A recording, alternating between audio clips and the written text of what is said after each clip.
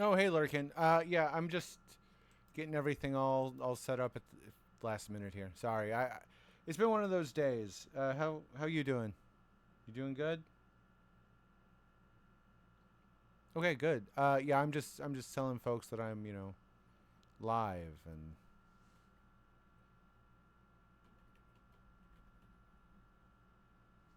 where did Holmes retire to again?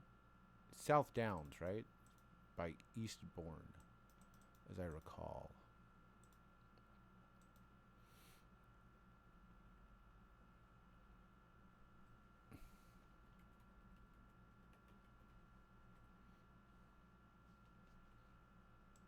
All right. Yeah, I'm just getting it all set up. Just give me a couple more seconds, please.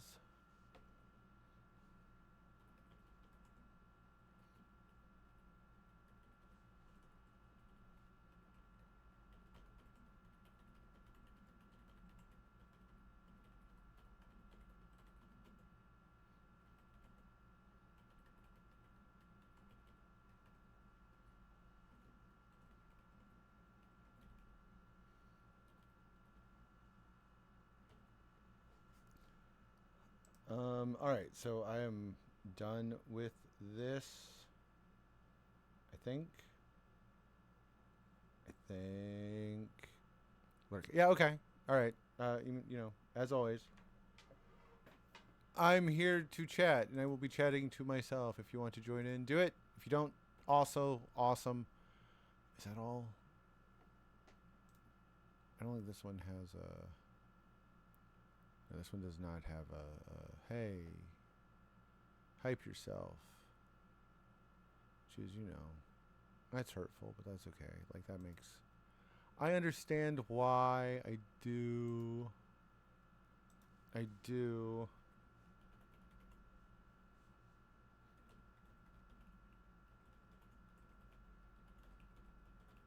Hold on.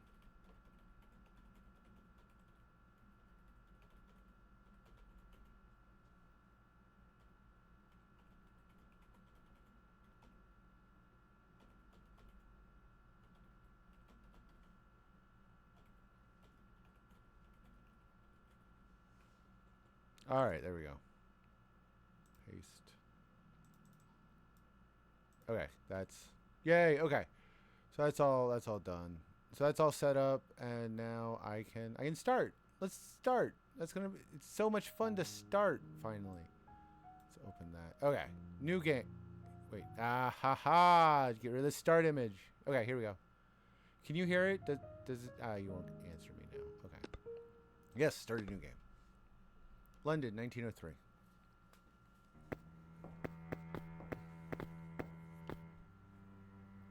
Well, well, I was correct in my summation then. This is where the printing press created by the master counterfeiter Prescott was hidden.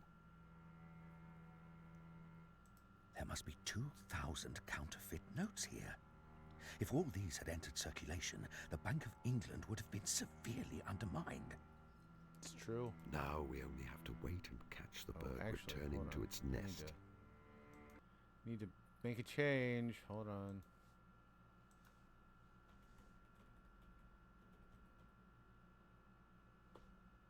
All right, there we go. I needed to update the info because this is my first time playing this, so I wanted to make a note.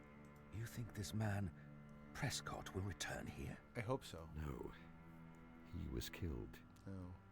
It is his murderer I mean to catch. Oh, so this is a Arthur Conan Doyle story. It is crap. The Adventure of the Three Garidebs. I'm saying that really wrong. This is a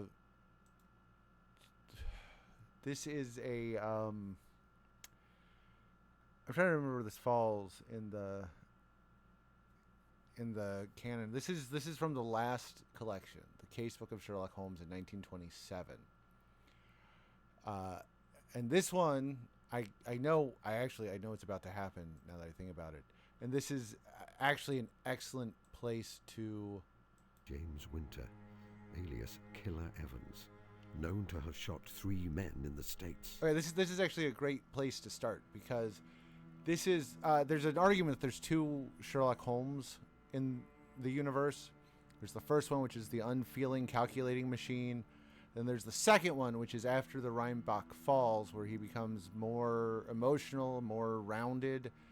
And the Arthur Conan Doyle estate has successfully argued many times in court that these were distinct, separate characters under distinct and separate copyrights. Both are now in the public domain. The last one just entered this year. The nicer one, I think, just entered this year. But they've sued a ton of people for it. And this is the story where Holmes first really shows emotion. Well, if our Wild West friend tries to live up to his nickname, I will be ready for him. I have my revolver. Good old Watson.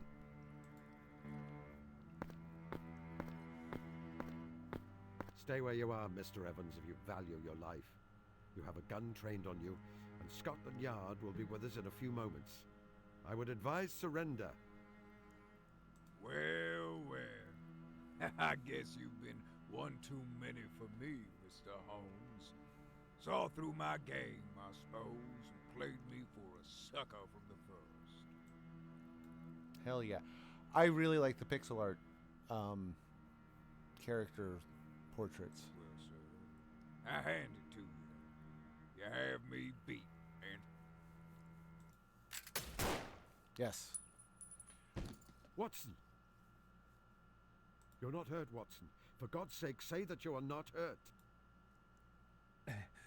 It's nothing, Holmes. It's merely a scratch. Examine for yourself. It's just a flesh wound on my thigh. You're right. It is quite superficial. Is Killer Evans? Yes. A clear case of self-defense on your part, dear fellow. Perhaps it is just as well that it should end this way. If he had killed you, I would not have let him get out of this room alive.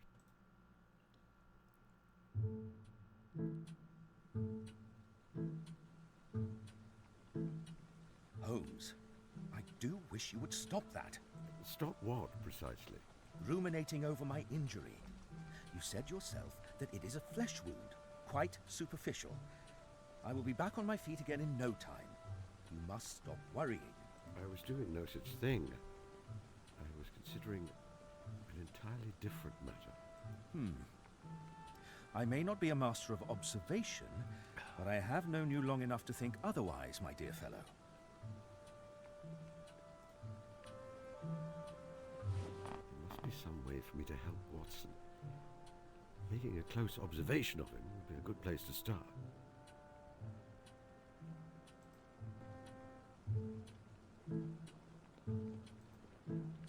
A series of bullet holes expertly fired into the wall form the letters VR, a patriotic display which stands for Victoria Regina.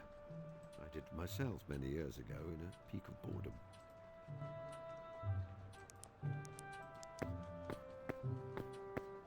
Well, well, what have we here? Some pink pansies have been delivered to our door. There's a handwritten card on rather fine cardstock. The penmanship is decidedly female. However, it has a certain lax form which I associate with those in the medical field. Dear John, wishing you a swift recovery. With warmest regards, Rebecca. Dear John, dear John. Oh, presumptive. Was Rebecca one of Watson's wives?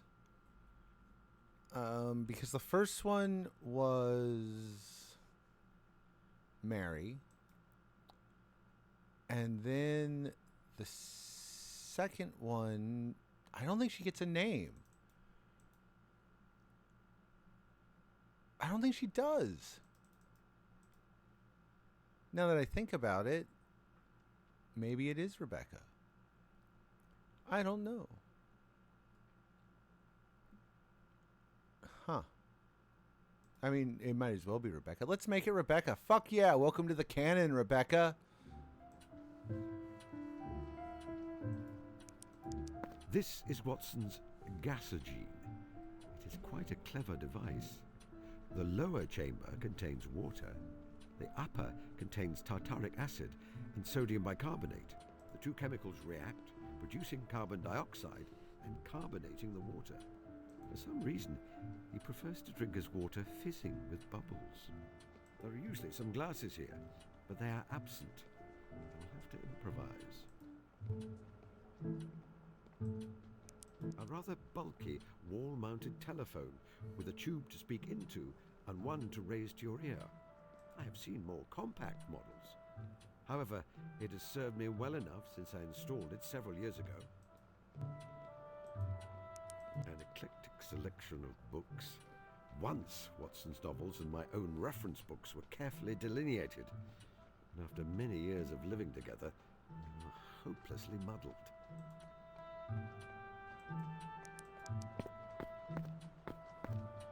A memento of one of my early cases. It is a photograph of the late opera singer Irene Norton, née Adler, the woman who was able to utterly evade my traps. I am always rather pleased that she did. It is my practice to keep my unread correspondent firmly secured to the mantelpiece with a jackknife. I find it to be an efficient filing method, but not one generally advocated. A print of Turner's The Great Fall of the Reichenbach. It's been there since Watson and I moved here, but has taken on additional meaning in the course of our adventures. We could go back to Switzerland, you know, for a holiday. I imagine it is rather nice if one is not fleeing for one's life. That may be. However, I would prefer not to. Alright, fine.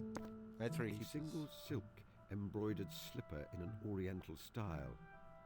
I lost its partner many years ago. Since then, it has been used as a receptacle for tobacco.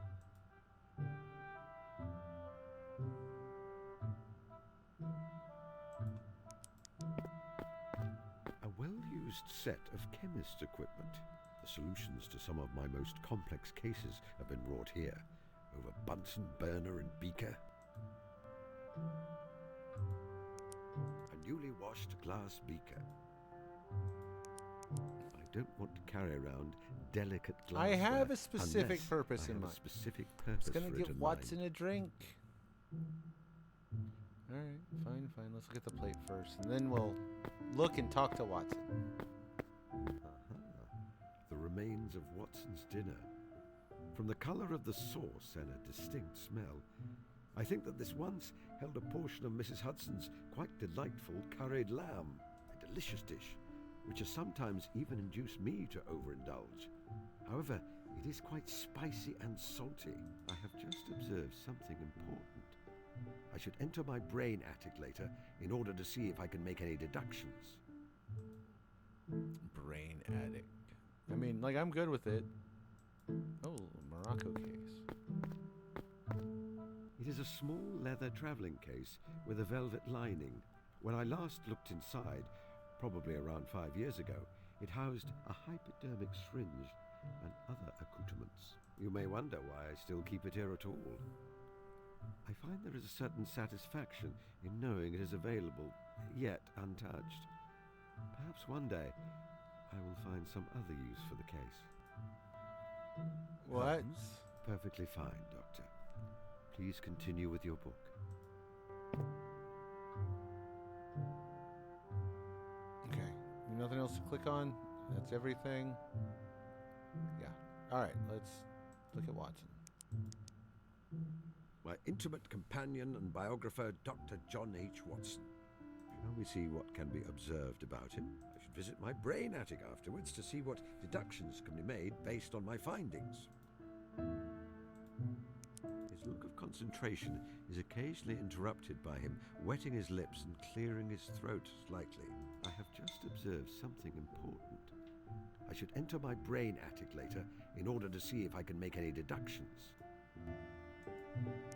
It is a yellowback novel entitled The Lady Detective Makes It Right. There's a picture of a young lady examining a footprint on the front, an advertisement extolling the virtues of cocoa on the back. Nice. Good old Coco.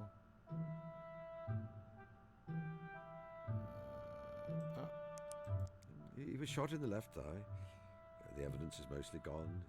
His blood-stained trousers have been burned. The bandage is not visible under his clothes. I can tell from the way he sits that it's still causing him some discomfort. He has had quite enough gunshot wounds for one lifetime. Holmes, you are brooding again. I am touched that you are so affected, deeply touched. But I hate to see you keep berating yourself. Okay, that's it? I guess that's it. There's nothing else. Yeah, okay. Let's enter the brain attic. Welcome to my brain attic. I like to think of my mind as space full of well-chosen materials, information which I can draw on in order to complete my work. I keep a record here of people who are significant to me, represented by portraits on the walls.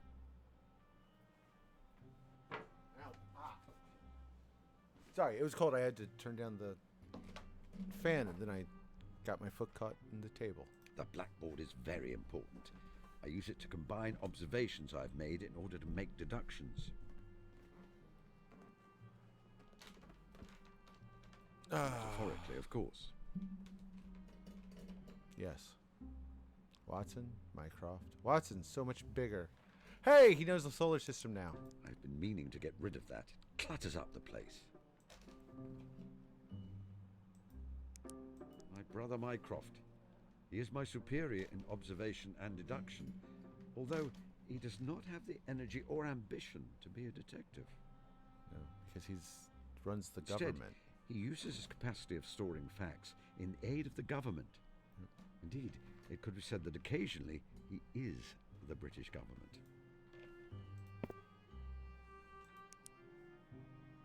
He should not be here by rights. This is a place of facts, of logic. He is a distracting factor, grit in a sensitive instrument.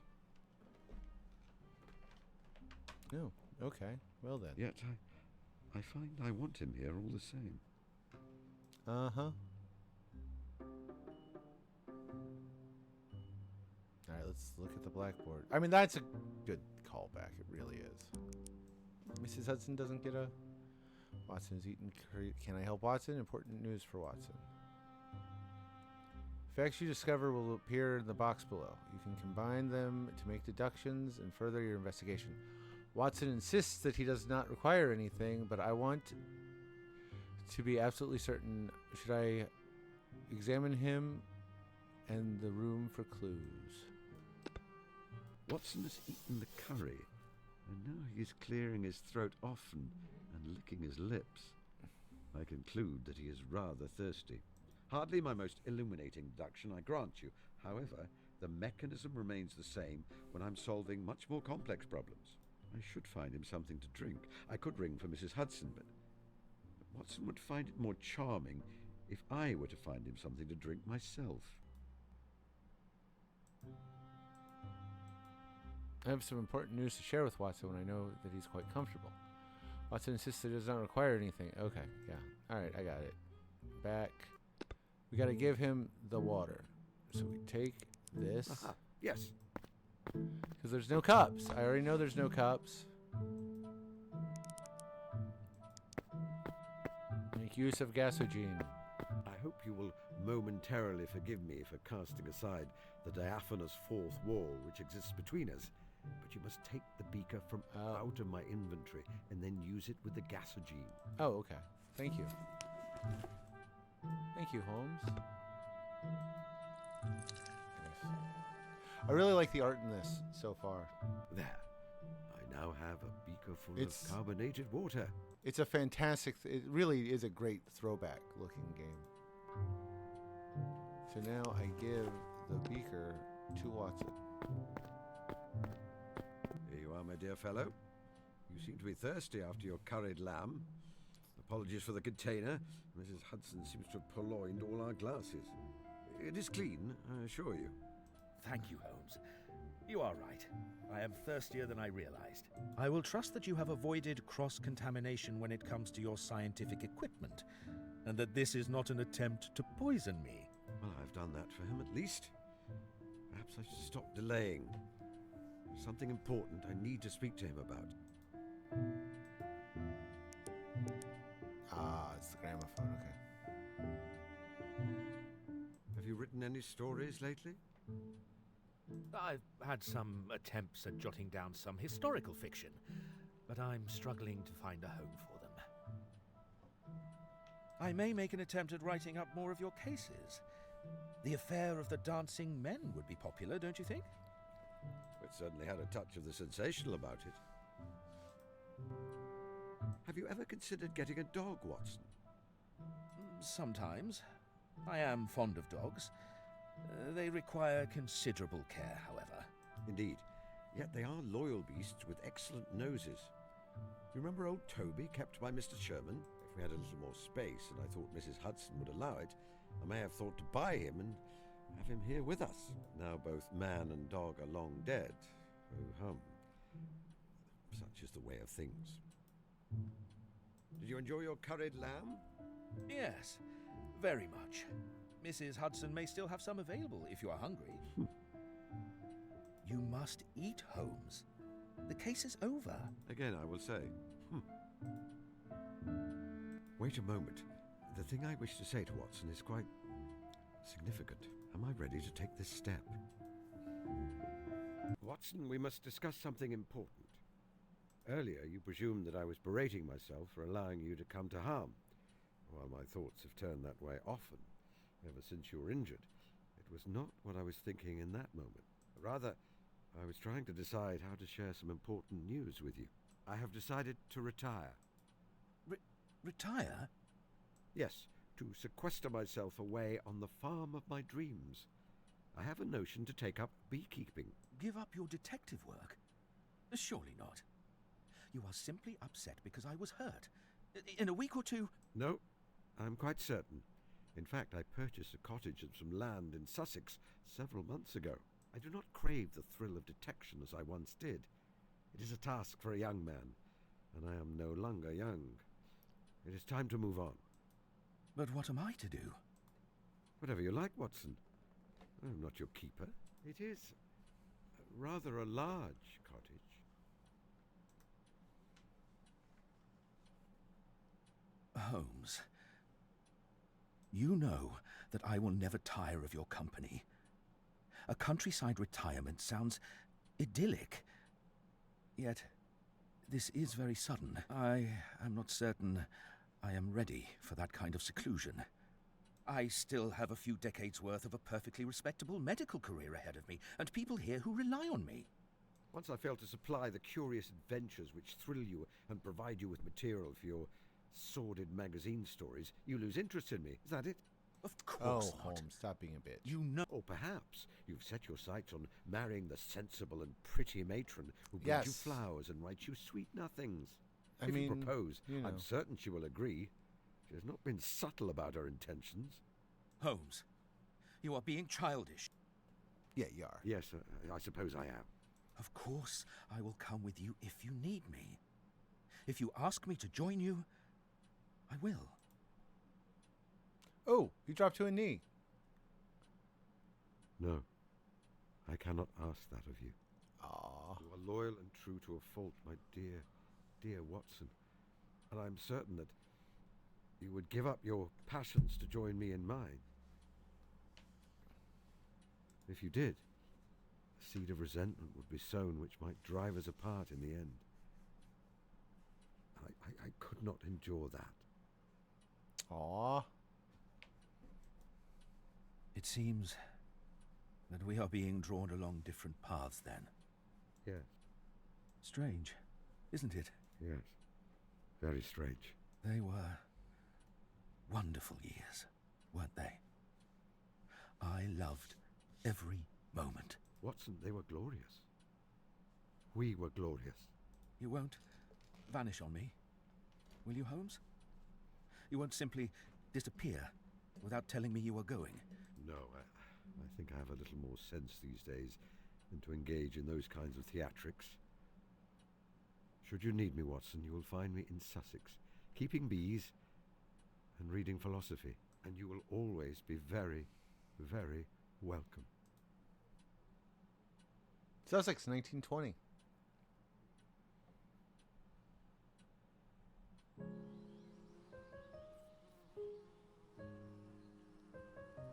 Right. Both Holmes and Watson served in World War One in different capacities. The last Holmes Watson, his final bow, is about him doing spy work.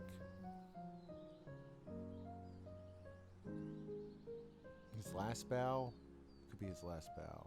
Or bow. I don't actually remember now that I'm thinking about it. That's not my best moment.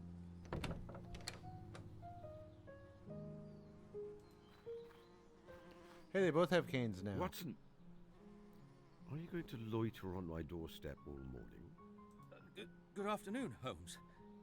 My word, you look well. I don't think I've ever seen you with so much flesh on your bones and colour in your cheeks. I remain as wiry as ever under the knitwear, I assure you.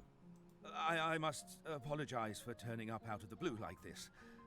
I know I should have written to you ahead of time. My ship came in this morning and I found myself unceremoniously deposited back in England. I couldn't face the hubbub of London.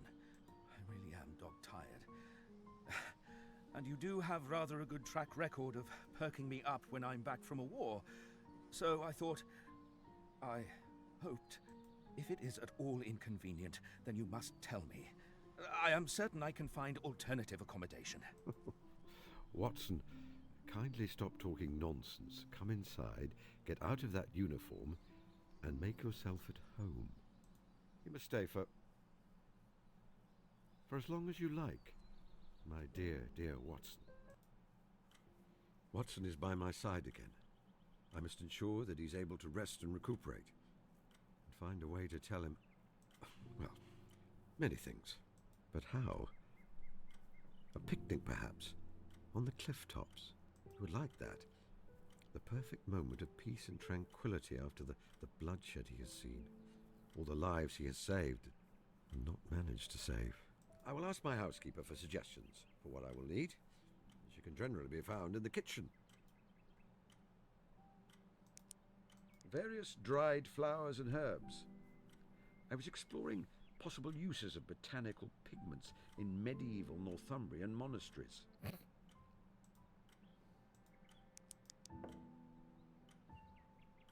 A print of Turner's The Great Fall of the Reichenbach.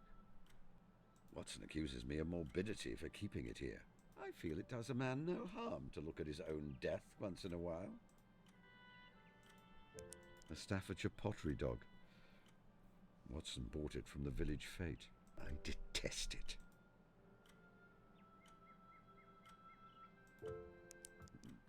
Dr. Johnson once noted that time, with all its celerity, moves slowly to him whose sole employment is to watch its flight. One does not need to worry about time racing forwards with this particular clock. I removed the pendulum after finding the noise irritating. If you hear any ticking, it is coming from the clock behind you on the opposite wall. A device for playing sound recorded on a disc made of shellac. Although acoustically it is a Platonian shadow of true music, I must say that I enjoy putting on a record in the evenings and enjoying a concert in the comfort of my own home.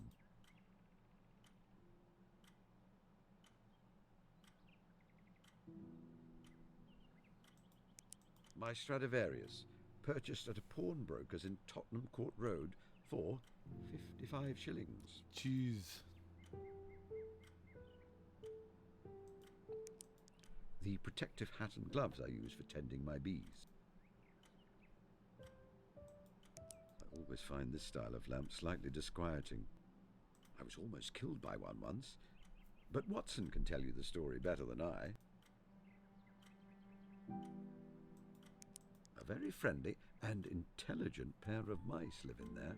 Watson likes to joke that he swears that one of them plays the violin. Huh. So it's a is that a Basil of Baker Street callback? I decided it was only fitting to update the old regal monogram from Baker Street.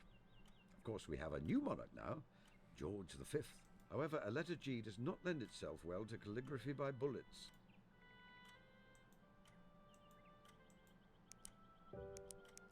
It is perfect.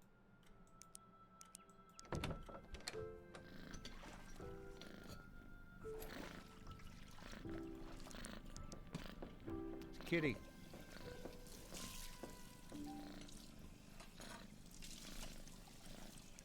Her hair grew very thin many years ago, so now she crops it short and wears a wig. Smart.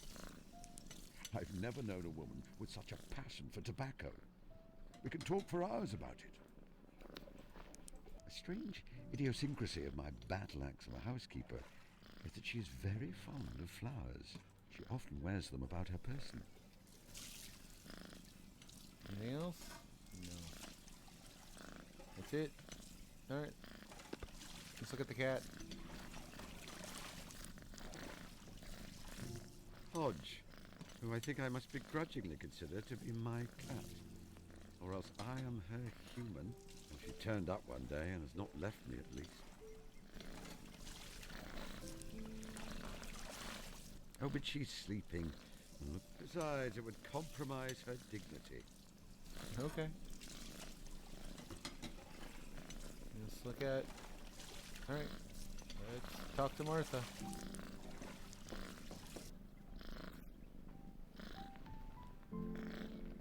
How are you, Martha? Very well, thank you, sir. Although I am quite busy at the moment.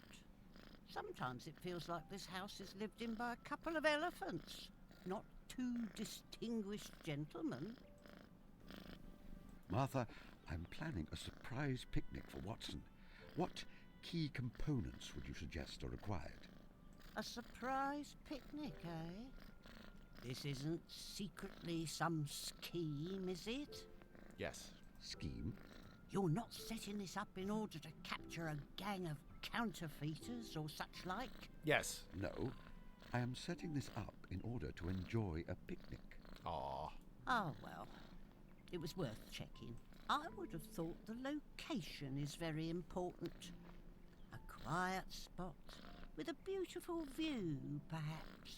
You will need a hamper of food, naturally. I recall from his previous visits that the doctor is very partial to Mrs. Kumar's elderflower cordial.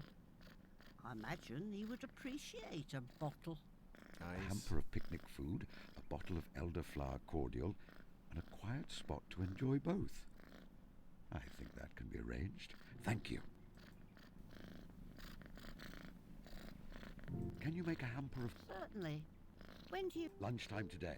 Mr. Holmes, I do not have time to drop everything, go to the shops, acquire additional food, and make you a picnic in time for lunch.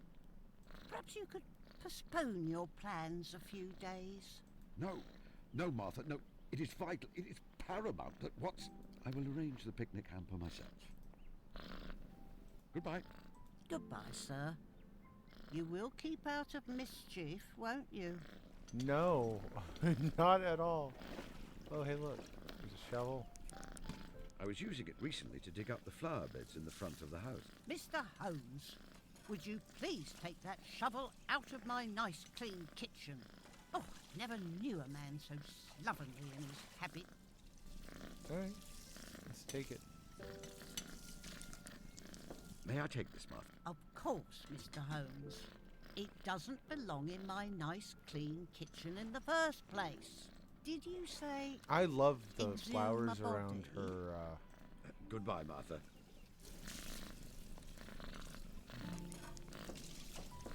An old-fashioned model, but it serves me well enough for keeping in touch with the world beyond my hermitage. I could use it to phone my brother Mycroft, should I require his assistance. A print of The Shipwreck by Claude Joseph Vernet, who is my esteemed ancestor. It explores concepts of the sublime, the horrible and powerful, meeting the beautiful.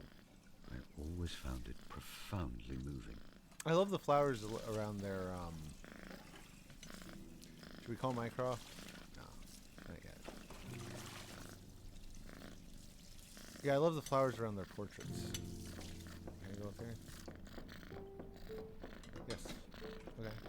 simply wish to know how many bedrooms I have, don't you? Yes. Oh, very well. Nice. Oh, there's bullet holes here too. Nope.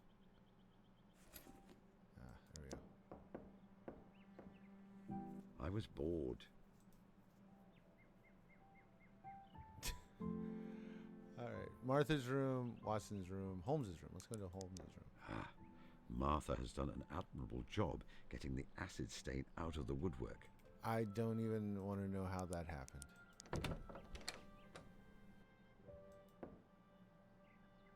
Oh, come on, papers. I keep notes to myself pinned here with a jackknife. Let me see. Throw away mold experiment under bed. Dated to 3 weeks ago. I may need to add a new note reminding me to warn Martha before she tidies under the bed. A small part of my collection of portraits of celebrated criminals. I removed most of them on leaving Baker Street, but my room would not feel homely without one or two about the place. A nefarious cat burglar, known for charming all those around her.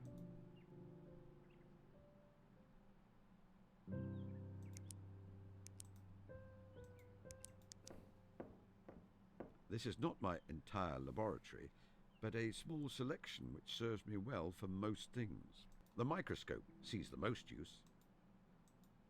A small part... Okay, it doesn't change. I thought he'd have a, I presume you would like me to look inside the drawer, right? Yes. Okay. Let me see. There is old chemistry equipment, some pliers, some string. Aha! My lock-picking tools. These are always useful. Excellent. There is nothing of use in... Fine. The skull of a gannet. It was a present from Miss Tilda. She found it on the beach. Last October, I decided to challenge myself to paint a small painting, one each day throughout the month. I only completed 8 before I became distracted by another project. Nice. My current favorite dressing gown. I've had quite a number over the years. Okay, nothing else. If my humble home has any faults, it is that it can become very cold in the winter. This device can be filled with embers from the fire and then used to heat the bed. I keep meaning to invest in a rubber hot water bottle instead. Makes sense. Can you take it? I would rather Okay. Let's go. Should we visit Watson? Let's visit Watson.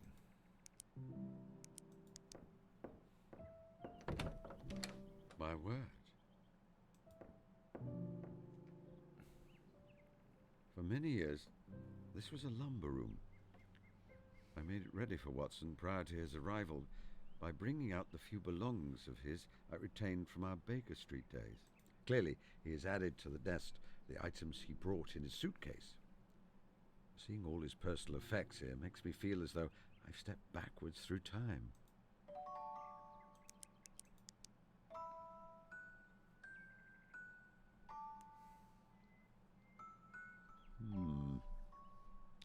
When did I begin to look so avuncular? Good question. No, that's not what I want. A Turkish hat made of red velvet. Watson believes it suits him. It does not. Nope. There are his service medals. There cannot be a more gallant and brave man than Watson. But he's never been awarded a medal for his gallantry or an order of chivalry. Part of the reason that I've never accepted a knighthood. The offer never extended to him as well. That, and the idea of being referred to as Sir Sherlock, makes me shudder.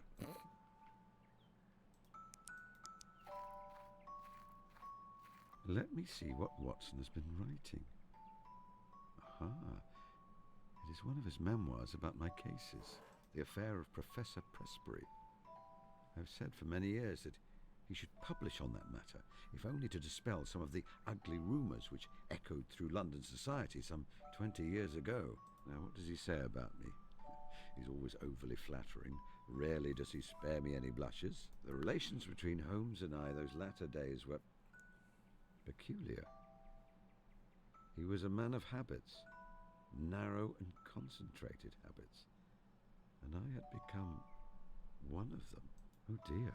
As an institution, I was like the violin, the shag tobacco, the old black pipe, the index books, and others perhaps less excusable. His remarks could hardly be said to be made to me.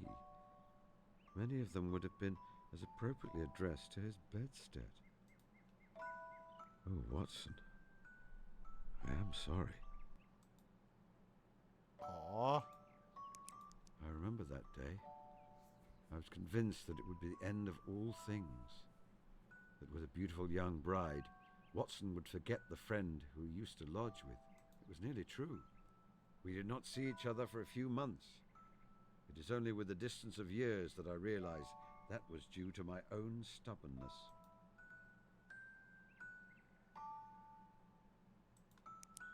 I much prefer this style of stethoscope to the sort that is more like a rigid tube.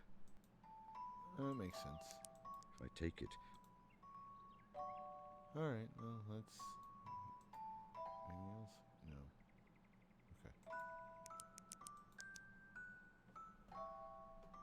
Okay.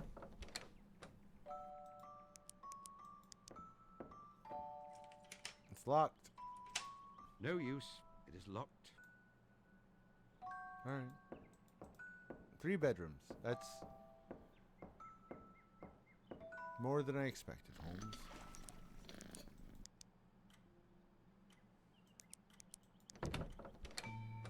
Oh, there's Watson. He's asleep.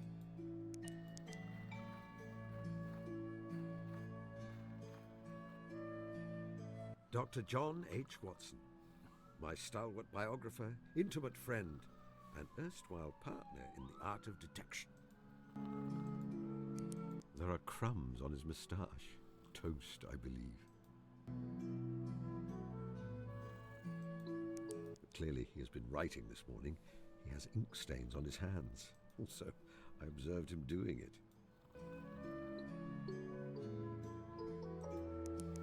He is wearing his sturdiest boots, the ones he usually reserves for muddy walks. Okay. He's going to go for a walk, and he didn't.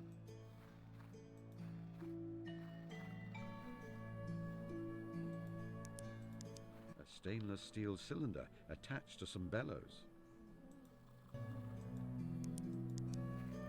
My extractor designed to drain honey from a beehive frame. Can I take it? Should I take it? Might as well.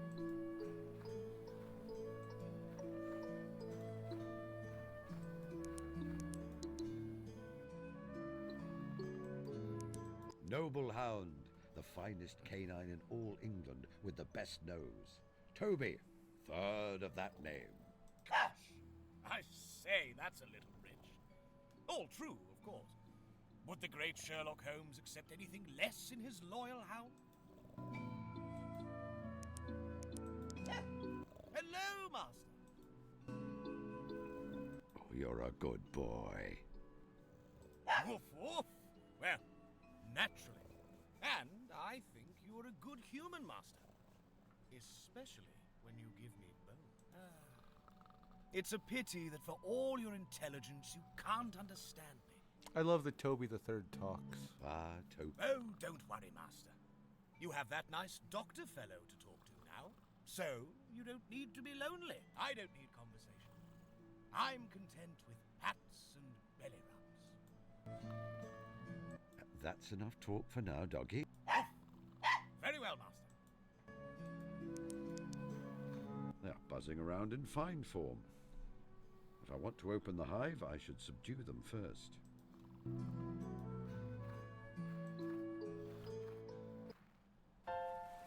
Alright, let's see. We got the village fete, cottages, the beach, the bee farm. That's where we are. Picnic spot, the Gables. Well, let's go look at the picnic spot. There we go. Oh, fuck, there's a corpse. I feel the need to remind you that I am retired. I am a beekeeper. Grotesque happenings are not my personal concern. As an ordinary citizen, I should leave investigative matters to the police. Let's have a look, shall we?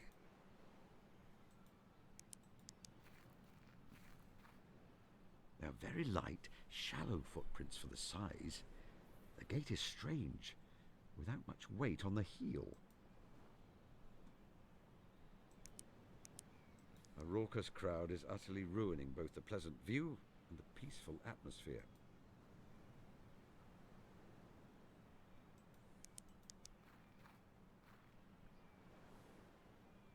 Sanjay Kumar, a young man of around 12 who lives in the village. We have not talked much, but I found him watching me while I tend to my bees, at a distance, with binoculars. The knife has been sawn off at the end and blunted, so that it may appear to be thrust into the boy's chest. This is a very old trick. Mycroft played it on me once. As for the blood, it is bright red paint. Oh, okay. Fact has been added to your brain attic. A familiar shade of red buckram, and I see the top of the first line of the title. The Adventures of Sherlock Holmes by Dr. John H. Watson, I believe. Mm-hmm. Anything else? Face. Let's look at his face. He's very obviously breathing, quite heavily in fact. Excuse me, young man, what other than being a nuisance? No reply. Alright, let's solve the crime. Oh! Look at how many more people there are. He's got the sideboard. I like that he's in his coat. Look, Toby the Third is there. Toby the Third, my loyal sleuth hound. I had determined not to have another dog after the loss of Toby the Second. I could not resist that eager little face. I love how much more stuff is in his... I've given up on attempting to get rid of that. It seems I am stuck with it. I love a lot of these little touches. Oh, it's the I have town. known a great Okay. many policemen in my time. Constable Webber does not rank well amongst them. He has a patronizing way of speaking to me, which I do not like. Miss Tilda is the niece of my former client, Miss Violet Hunter. Miss Hunter became her guardian following the death of her parents. She is a vivacious young lady with a great passion for learning, particularly in the field of the natural sciences. I first encountered Miss Violet Hunter when she was a young woman, seeking help concerning a governess position which paid well, far too well. In the years since then, her career has flourished. She's been headmistress at a series of schools, each time leaving them better than she found them. I was quite delighted to find that she also has a house here in Fulworth. On my arrival in Fulworth, I engaged Martha as a housekeeper. I had expected a dull old lady, not a patch on the dear Mrs. Hudson, who ran my household for so many years. Instead, I was delighted to find that Martha is quite the eccentric. She smokes a pipe, speaks like a sailor when inclined to do so, and is therefore very capable of keeping me in line. Despite her being under my employ, I think of her as a friend. She helped me in some of my espionage work during the war. I greatly enjoy sparring with her. My neighbour, Mrs. Kumar, came to live in Fulworth in 1915. She is a widow. I believe her husband served in the Indian Expeditionary Force under the command of General Sir James Wilcox. Like so many other women in the wake of that terrible slaughter, she has built up a livelihood to support herself and her young son. She has a shop selling quality cloth and haberdashery. Butter would not melt in the mouths of the ladies of Fulworth when they buy fabric from her, but behind her back they gossip cruelly. Yeah. My elder brother Mycroft is 7 years my senior. Our difference in age meant that We did not spend a great deal of time together as children. He was off at school, while I was still learning the rudiments of walking and talking. I still think we recognized in each other a shared mentality. It was he who taught me the deduction game. Indeed, he remains the master at it. Yet for him, it is just a game. While for me it was both art and science, a means to a livelihood. Mycroft remains the only one with whom I can discuss my thoughts at full luminance, without keeping hold of the shutter. For much of his life, he held the British government's secrets in his head. However, now in retirement, he spends most of his time at the club he helped to found, the Diogenes. If I need his help and advice, I'm able to telephone him. Mrs. Kumar's young son, Sanjay. He attends the local village school and spends the rest of his time helping his mother or finding a solitary place to read a book. He does not seem to be a popular boy. His closest friend is Tilda, a girl a few years younger than he is. Lately, he seems to have taken quite the interest in me. I do not mean to say that he speaks to me. He simply observes at a distance. I observe him in return. Stackhurst is my closest neighbour and the headmaster of the local coaching establishment, the Gables. He and I have been friendly from the day I came to the coast, and often drop in on each other in the evenings without an invitation. He was a well-known rowing blue in his day, and remains an excellent all-round scholar. He is far more in touch with the wider world than I these days, and can always be trusted to share any gossip from London.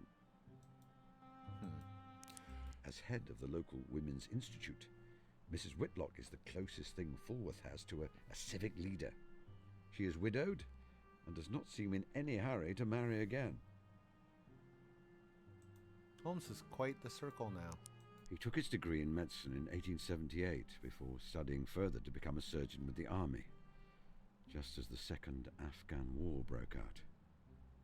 So he's been a doctor for 49 years. That led him inexorably to the fatal Battle of Maiwand. He nearly died there of a bullet wound, or else of the enteric fever which followed. Returning to London to convalesce and living on a pittance of an army pension, he required someone to share the cost of lodgings. A mutual friend introduced him to a self-destructive young fellow who was trying to make his name as a consulting detective. I dare say we saved one another in a way, and from that moment our lives were bound up together. Sometimes we were parted. The obligation of married life called to him, or my vocation called to me. But thankfully, we always seemed to wind up thrown together again. In the war, I engaged in covert work, while he returned to his roots as an army doctor. It was only in that long silence that I wondered if I would never hear from him again. Yet England is at peace, and he is with me again.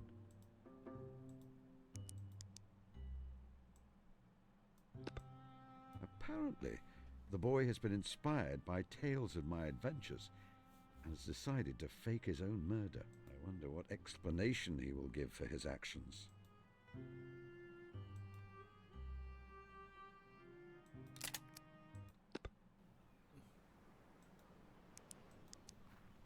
Young man, can you hear me? Well, you're still breathing, very obviously, in fact.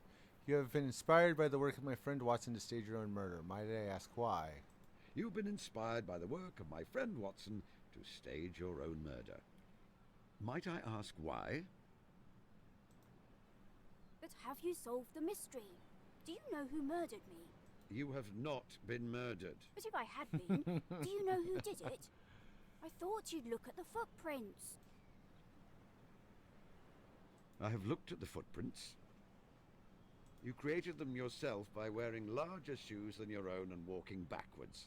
You then threw the shoes off the cliff. I know, but if I hadn't done that, who would they suggest the murderer was? You were supposed to think it was Harry. Who is Harry? Don't you know? He's Harry. He's in the year above me at school. And you wish to frame him for your murder? No, not really. I didn't want him to be hanged or anything. Well, that is gratifying. It's just he's always mean to me, so I thought I'd get back at him. You weren't fooled at all? No. Oh.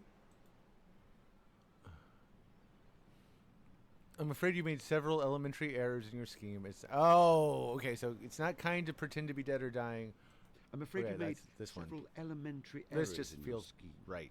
In future, you may want to add a slight amount of blue dye to your fake blood, and perhaps cornflour to make it more viscous. You should have become more adept at hiding your breathing and found some way to prevent me getting close to you. I am no doctor, and my eyesight is poor, but at close quarters, I can tell a healthy boy from a corpse. Oh. Right. Of course. I've been stupid, haven't I? Yes, entirely. Somewhat short-sighted. No, not at all. No, not at all. You don't need to try to be nice, Mr. Holmes. I know I've been stupid. It is not kind to pretend to be dead or dying. But you pretended to be dead in the empty house. Even Dr. Watson didn't know you were actually alive. Yeah, he's got him there. Yes, to my shame. And you pretended to be dying in the adventure of the dying detective.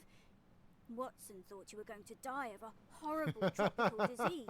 It seemed necessary at the time. And you exaggerated your injuries in the illustrious client. When he heard, Watson ran to Baker Street, scared you had died. And you faked having a fainting fit in the Reigate Squires. You'd been ill before that, so... Oh, this kid's got him. And you faked having a sprained ankle in the Priory School. I have done many things in my life which I regret, and which you should not try to emulate. Besides, Watson exaggerates sometimes. You mean it didn't really happen like that? Watson wrote them as stories for entertainment, not factual accounts. Oh. Of course. I mean, I knew that. Okay, I was a little mean. I have a new hypothesis. That I am a nasty, misanthropic old man who breaks young boys' dreams. I suppose now I shall have to find a way to cheer the lad up. It is the right thing to do, but also that his mother will let me have some elderflower cordial. We fucked up. Alright, the Gables, the Village Fat, Cottages, the beach. Let's go to the Gables first.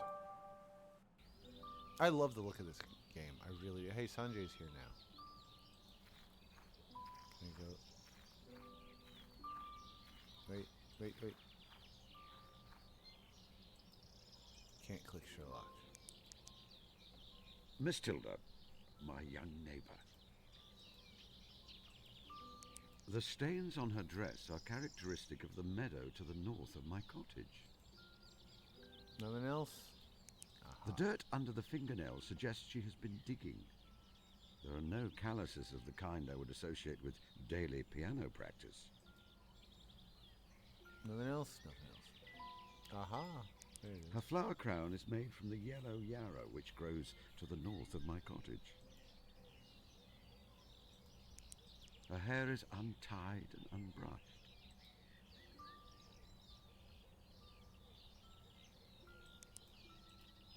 Alright. We'll call it that. An empty, clean jam jar. I think I recognize it as one from my own kitchen.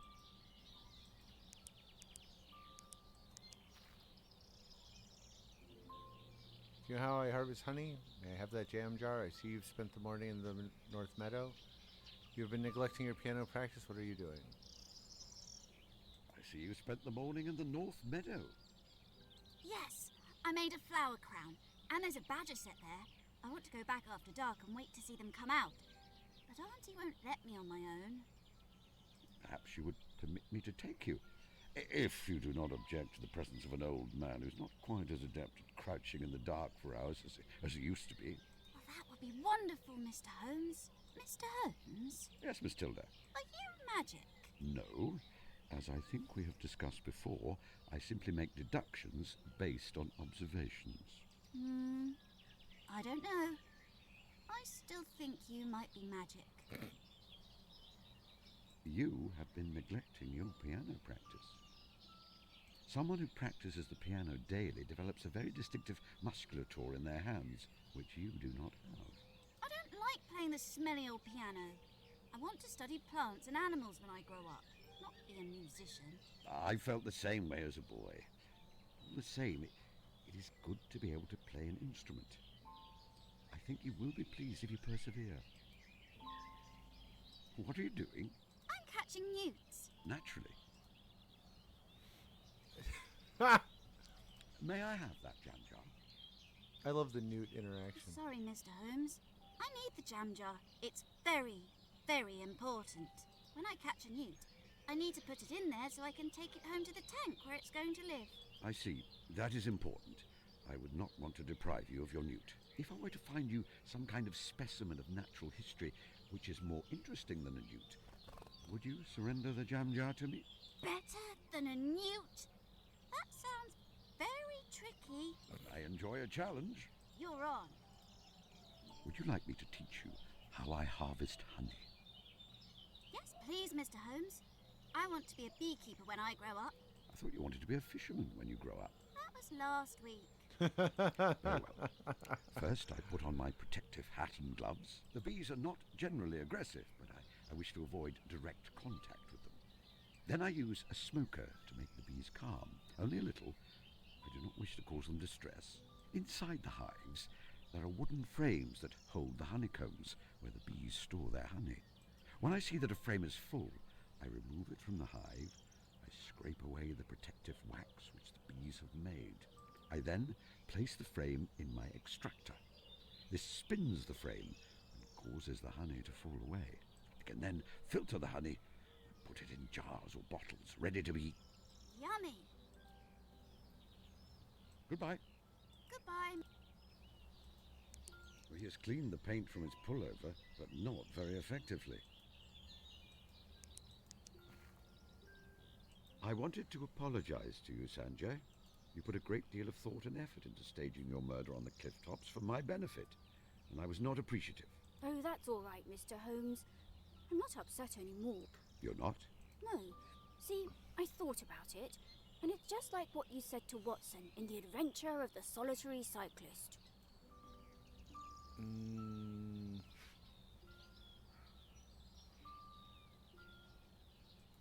Is that the one with the snake and the bell pull? What? No, the one with the lady and the bicycle. I was rather short with Watson for making a few beginner's mistakes during his investigations. Yes, but you didn't mean to upset him. You tried to make it up to him afterwards. And now you're doing that to me. It's very exciting. The other reason I'm excited is that I've got a proper case to solve now, not a made-up one. Tell me about this real mystery you've discovered.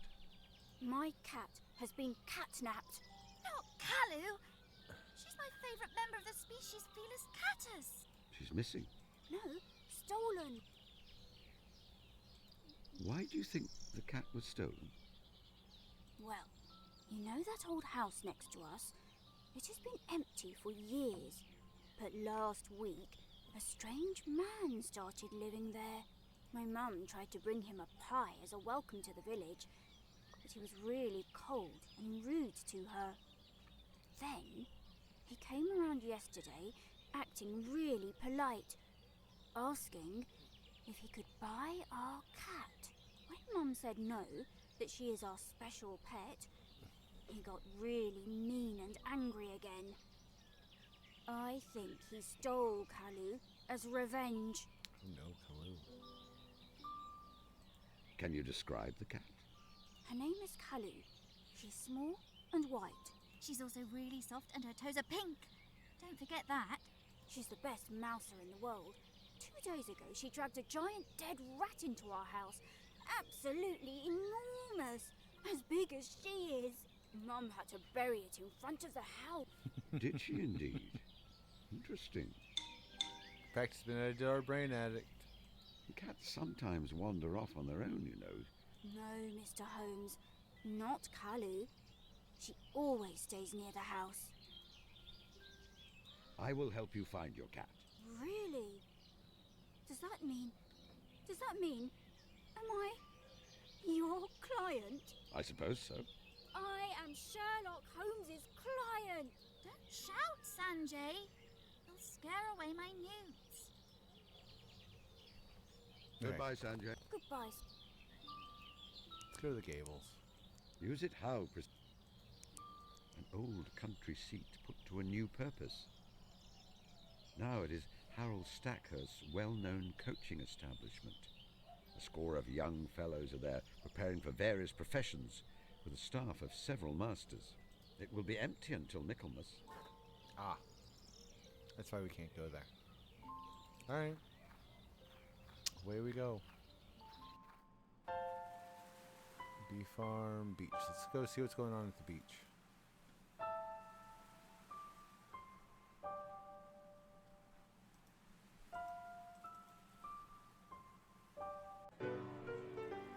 See the real mermaid. Uh-oh. Our local village Bobby, Constable Webber. He is frustrated that he never ascended the ranks and made sergeant when he had egg for breakfast. A journalist, I believe. She is young, I would say around 20, very muscular, perhaps of Italian descent. She has the people enthralled. Real, see the mermaid, not false. Fake?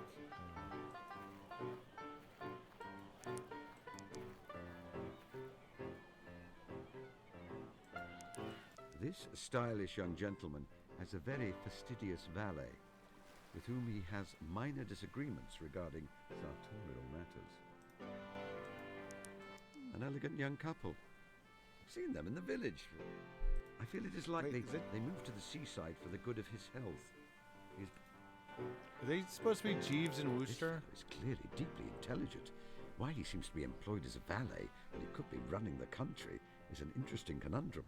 Well, I can only deduce that he must be very fond of his employer. Oh god, they are Jeeves and Wooster. Hey, it's Harold Stackhurst. There's the boots. From the size and style, I would suggest they belong to a boy of around 14 or 15. I expect he is an active fellow who spends many hours running through the muddy fields to the north of the village, swift of foot, but clumsy with his hands. His lace tying is rather slapdash. Let whoever put them here... Harold Stackhurst, the headmaster of the Gables, and my immediate neighbour. Affable fellow, we became fast friends when I moved here. He has been carrying that battered newspaper around for a while, looking for a peaceful spot to read it. Hello, Holmes. Racing day, isn't it? What's happening here on the beach? That young lady over there is claiming to have discovered some eighth wonder of the world. A real-life mermaid. Absolute humbug, of course, but she's making a mint out of it. Don't suppose you could see your way to getting rid of her. Jolly unfair, her tricking people out of their money and disturbing the peace. Don't worry, my friend. I intend to. I wish the view of this beach to be unobstructed. Anything interesting in the newspaper? I'll say. Did you know there has been a heist over at the British Museum? Listen to this. A number of valuable specimens of taxidermy belonging to the British Museum still remain missing, a week after disappearing during their transfer from Montague House, Bloomsbury, to the new site in South Kensington. Lost treasures include a great many pieces collected by the late Charles Darwin, and the only surviving specimen of the great auk from the British Isles. Director of the museum, William Henry Flower, states that, well... Alright. Indeed I do. I expect that Scotland Yard are having quite the time sorting out the mess. Do you ever miss being involved in that sort of thing? Yes, sometimes. There were glorious days filled with adventure and excitement, never knowing when the view-halloo would sound and we'd be off again. It has taken me some time to adapt to the slower pace of life in retirement. So, if you were on the case, where would you look to find the stolen animals? A collection of rare and very distinct specimens of natural history are certainly valuable, but only to a limited and specialist clientele. I expect the thief will have found somewhere to store the collection until the police have lost their scent. and they're able to find multiple buyers to ensure the collection's split up. How is the Gables? Oh, jolly good. Of course, the boys are all home for the summer at the moment, so it's all planning. I have doubts about the new English master I hired. He's entirely green around the gills. Still, we were all young once, what? You haven't thought of retiring? No, I live to teach. Whatever would I do if I retired? Why do you wear a monocle? I've always wondered, since you clearly have perfect eyesight. I feel it gives me a sense of authority. If you wear a monocle, people assume you must be someone important.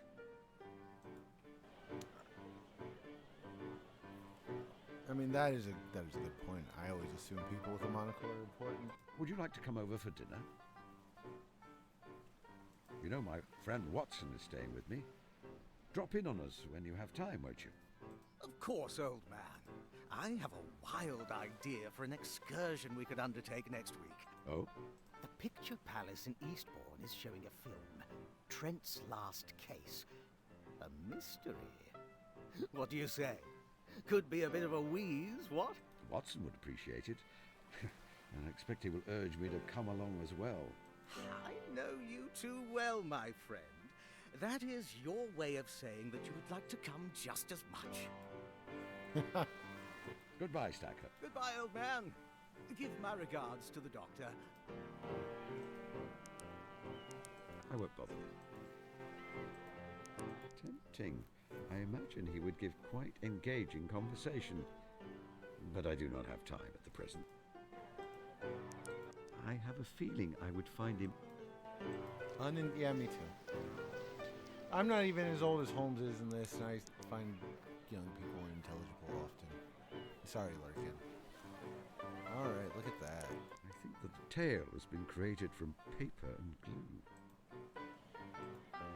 The features seem simian to me, like a monkey.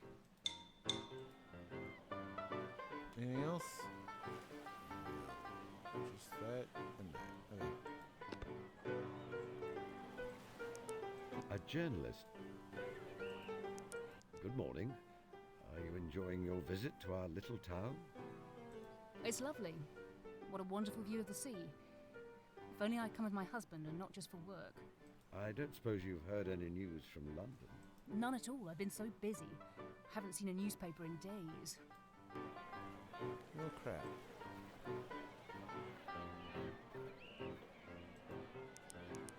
Guess we'll talk to her. Oh, wait. Yeah, okay. Roller, see the eighth wonder of the world, a real-life mermaid. Who are you? Professor P.P. Ritchie, M.A., Oxon, RSI, award-winning archaeologist and adventurer. And how did you unearth this mermaid? Through clever deductive reasoning based on my knowledge of geological processes. P.P. Ritchie. I absolutely adore the voice cast in this so far. Would you perhaps be able to name for me a geological process? Photosynthesis. I thought so. Where do you hold a professorship? Shrewsbury College, Camford. You made a mermaid by sewing together a monkey and a fish. What awards have you won? What awards have you won? Oh, Victoria Cross, Nobel Peace Prize. You have not. This is all very verifiable information. All I have to do is send a... Send away, my man, send away. I expect by the time you have your aunt... You refuse to leave... Not until I... You made the mermaid. No, I did. Indeed you did. Didn't. You did. Didn't. It is blatantly obvious you did, to anyone with eyes. No.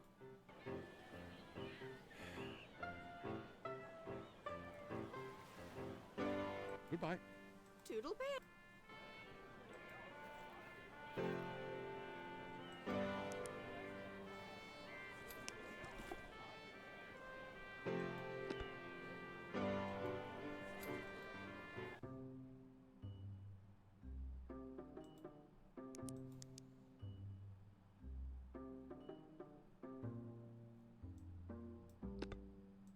Those 2 points. The rat has been described as abnormally large.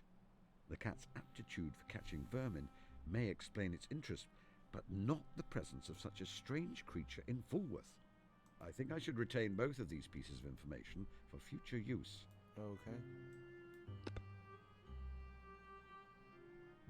No, I do not. Okay.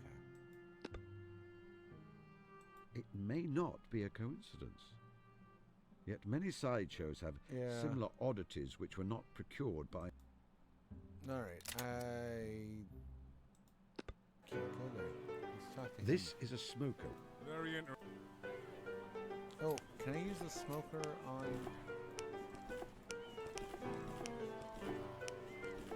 Oh, I saw it was smoker. You must be... amused. Oh, that's not what I wanted. Not what I wanted. Go back.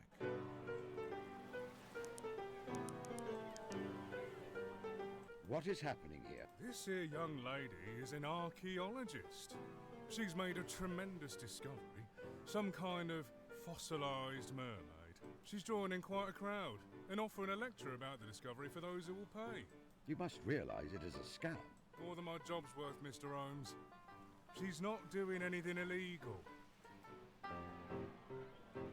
Have you asked the young... Unless I have something... What's that? I have nothing else. Goodbye. Goodbye. Okay, we'll have to come back. Gotta find a way to get rid of her.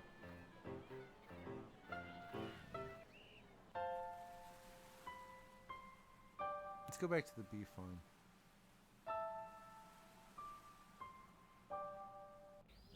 That's not what I wanted. I keep clicking the name instead of the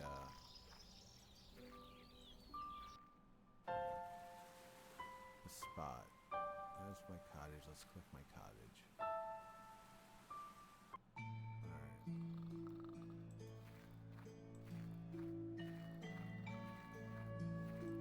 Alright. Where's my taxidermy? Storage. Where's my storage? Okay.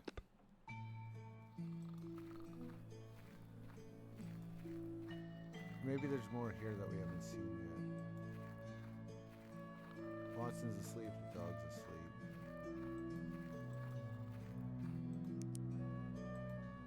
Okay, let's go in.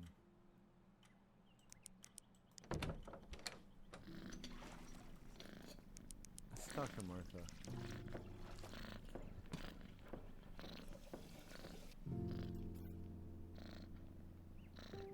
Martha? And why do you need those? Oh, it's simply a hobby, you know. I've written various monographs about how lax some modern forms of lock are, how easily the skilled cracksman can break them. Top drawer of your dresser, Mr. Holmes. And should you be clapped in handcuffs and carted away, I wash my hands of the whole affair. Goodbye. Goodbye. I thought she might have more to say, but no.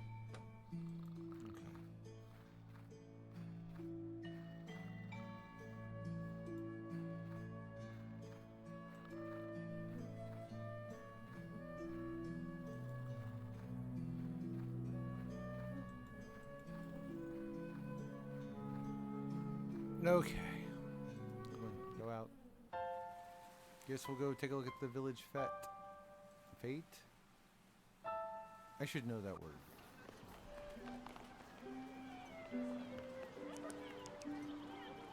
Oh. Her cheeks are sallow. Her complexion is pale. She has dark skin under her eyes. Me too. All of these things, however, are the products of well-placed makeup. Mine are not. It is a wig. I know the signs.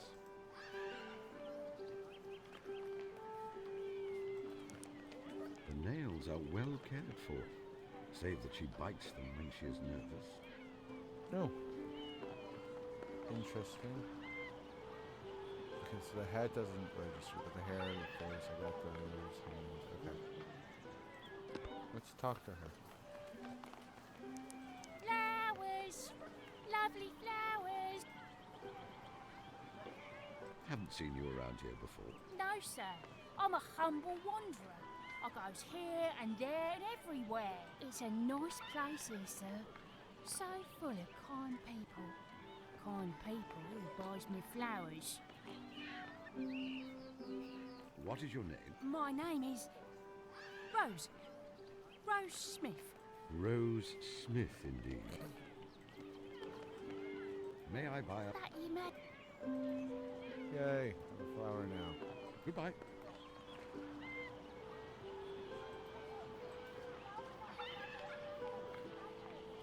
Okay, Lillian Ruffles. Ruffles has got one eye. It is not part of a costume. Underneath the eye patch is pancake makeup. I see scar tissue. A military-style moustache. Ours was mandatory for soldiers at the beginning of the war. Masks began to be worn to protect against gas. So the regulation moustache, part of British warfare for 100 years, was lost. This man fought in the war, and he carries this habitual remnant of that life. However, he was invalided out before the moustaches fell out of favour. All right. Interesting.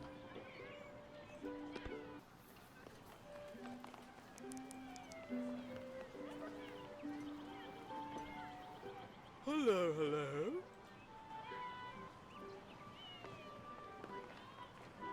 You were at the front in the war, I see. Or? No. Ruffles the Clown doesn't know about such things.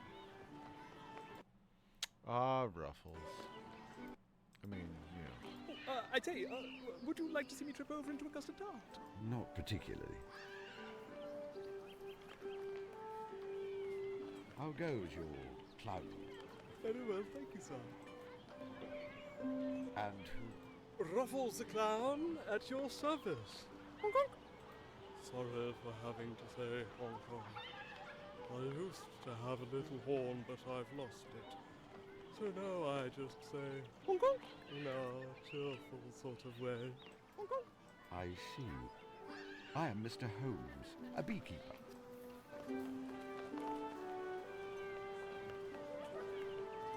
Your name is Raffles, like the famous cricketer, A.J. Raffles? No. Ruffles. Like material gathered along one edge to make an ornamental frill. Oh, I see. I wondered if you were a relative. A.J. Raffles. Ah, he was a bit of a hero of mine when I was a lad. Our vocations meant that we moved in the same circles. Beekeeping and cricket. Do you need me to find... Oh? No. Why the dickens would I want to send a stranger off to find something I've lost?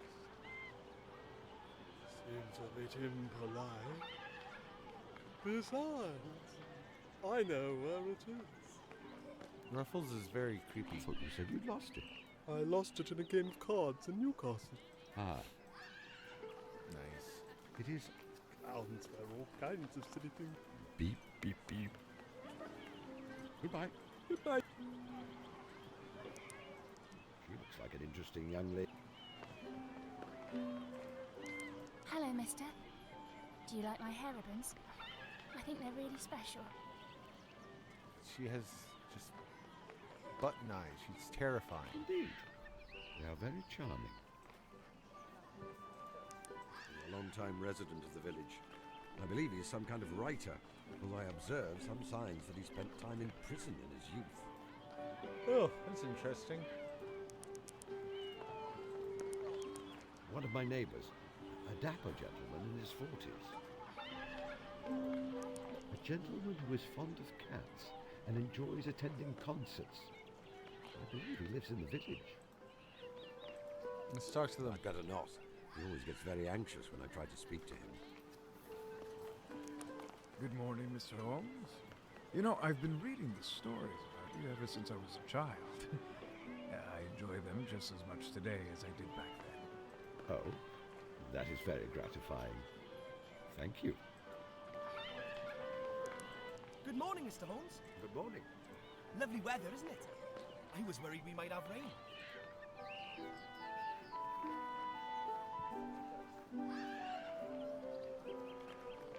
Can't look at anything there. Coconuts.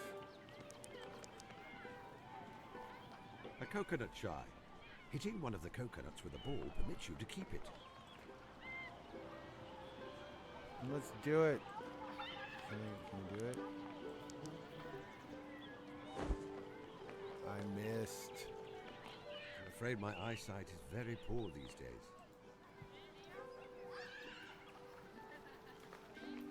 And then I can... Mrs. Fanny Whitlock, head of the local Women's Institute. She is absorbed in managing the village fete competition. So good to see our local celebrity here in the village. What are the categories for entry to the competition? Largest vegetable in the category of potatoes, beetroots, carrots and rhubarb.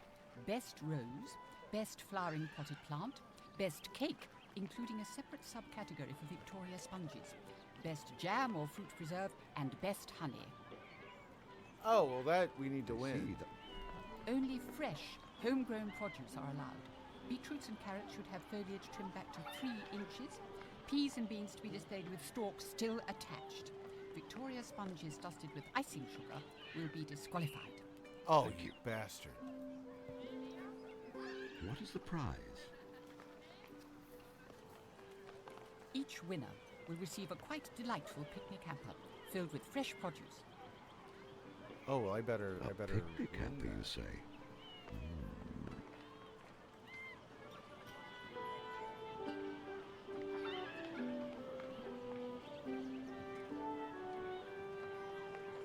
Who is the judge?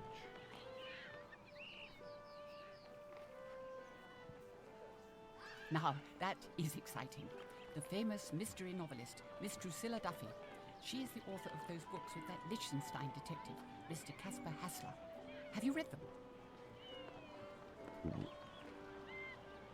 I just love it when he gathers all the suspects together and pronounces who the murderer is, don't you?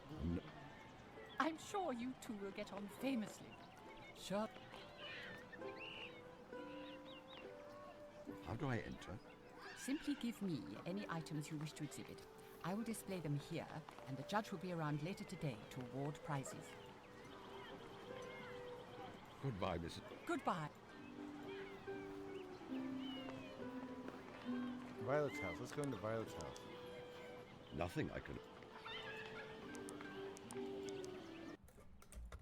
Hi, Violet. There's piano, there's butterflies. Some pupating caterpillars and newly emerged butterflies. Yay.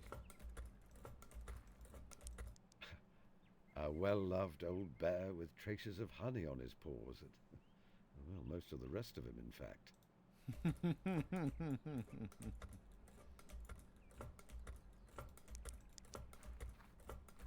I like that I just let myself in and look at shit. A soldier, an officer, in fact. The uniform looks very new. You'd not seen any action when this photograph was taken. Everything from the style of his moustache to his neatly trimmed nails suggests to me that he did not work a manual job in civilian life. So many promising young men shared his fate. It all felt quite distant to me. I was ensconced in undercover work, so I did not see the fighting. Watson, however, an army medic. The terrible thing is that I know Watson would have traded his life in an instant for any one of those young men. A bright, cheery face. Her complexion suggests she enjoyed spending time outside, as her daughter does. I gather she did not share her sister's intelligence, but she was a hard worker. She had likely never had a serious illness her whole life before the Spanish flu, which took her life. Poor I Tilda. wonder how old she is here. 3 or 4? I did not meet her until she was 5, when she came to live with Violet after she was orphaned. Aww. She is a handsome middle-aged woman whose round, freckled face retains the brightness of youth. Her eyes speak of a quiet, understated intelligence. She wears a slightly severe pinstripe jacket and skirt. Miss Hunter?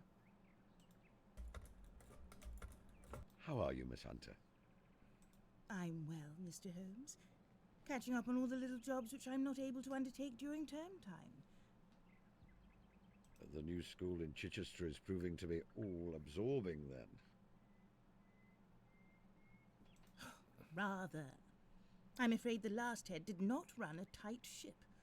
I've no wonder they had to call me in.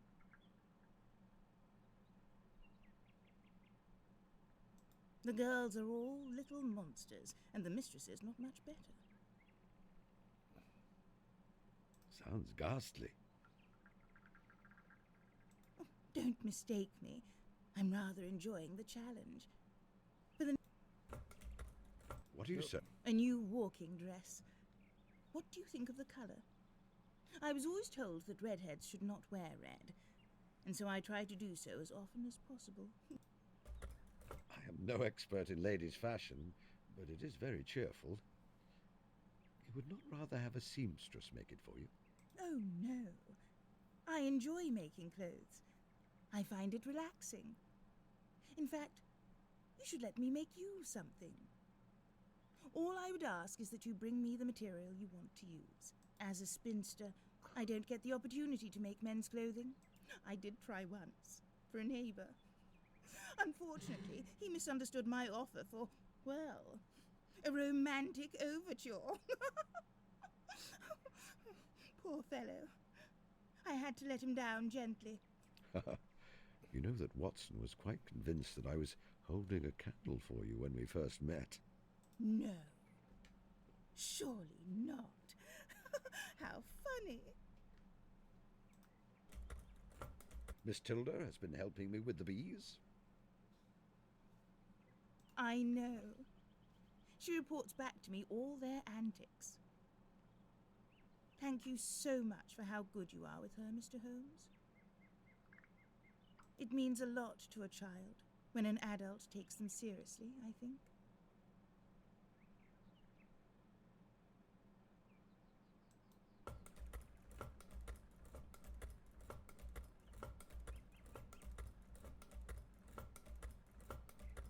How are you? No, I already clicked that one. Sounds... Miss Hunter, can you tell me more about Tilda's mother and father? I suppose so. How did your sister die? It was a fever, Mr. Holmes. She was always such a strong, healthy person, but it took her very quickly. It may sound overly dramatic, but I believe that her heart was broken. What was your sister like?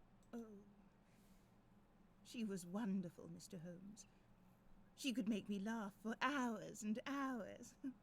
She struggled terribly at school with her reading and writing, even though she was very intelligent.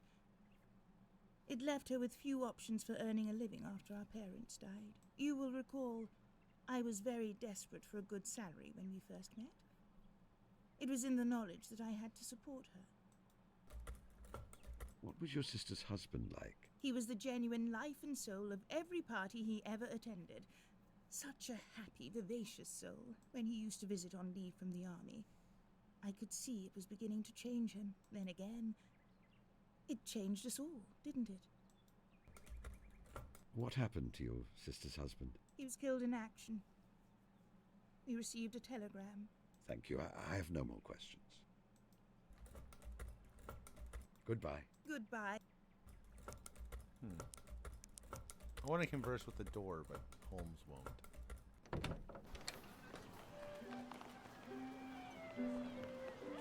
Okay, so we gotta go a long way through. Okay. Let's go into the brain attic. Maybe have we found anything new? Right.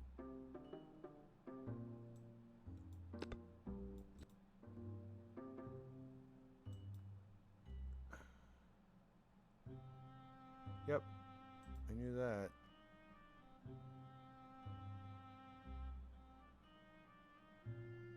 Why is the flower seller in disguise? Alright, let's talk to Ruffles.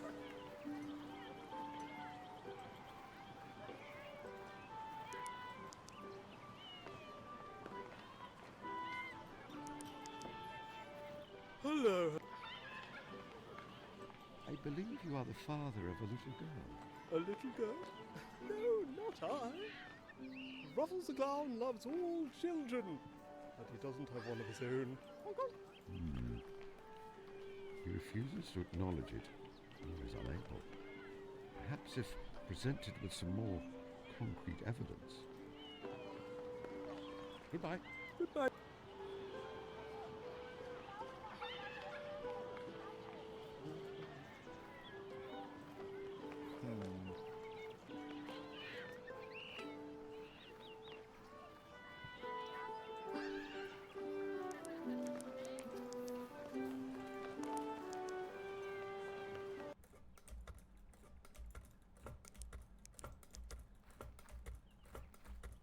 Miss Hunter? No. Goodbye. Goodbye. Miss Hunter, may I take this photograph? It is for a very good cause, and it will be returned unharmed. To anyone else, Mr. Holmes, I would say no. You, however, have earned my trust. You may take it. Okay, I should have asked to take it in the first place. I don't know why I didn't. Alright, so I gotta get honey. I gotta get the jar to get the honey. Old fucking games. What's that? This is... Where did you get this? You are the soldier in the photograph, I believe. Yes. And the woman is my wife, Jane. And the little girl, my daughter, Matilda. I thought this was lost.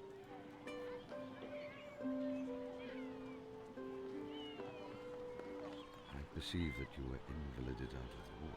Yes. An explosion. The first thing I knew of it was waking up in the German field hospital at Valenciennes, unable to see.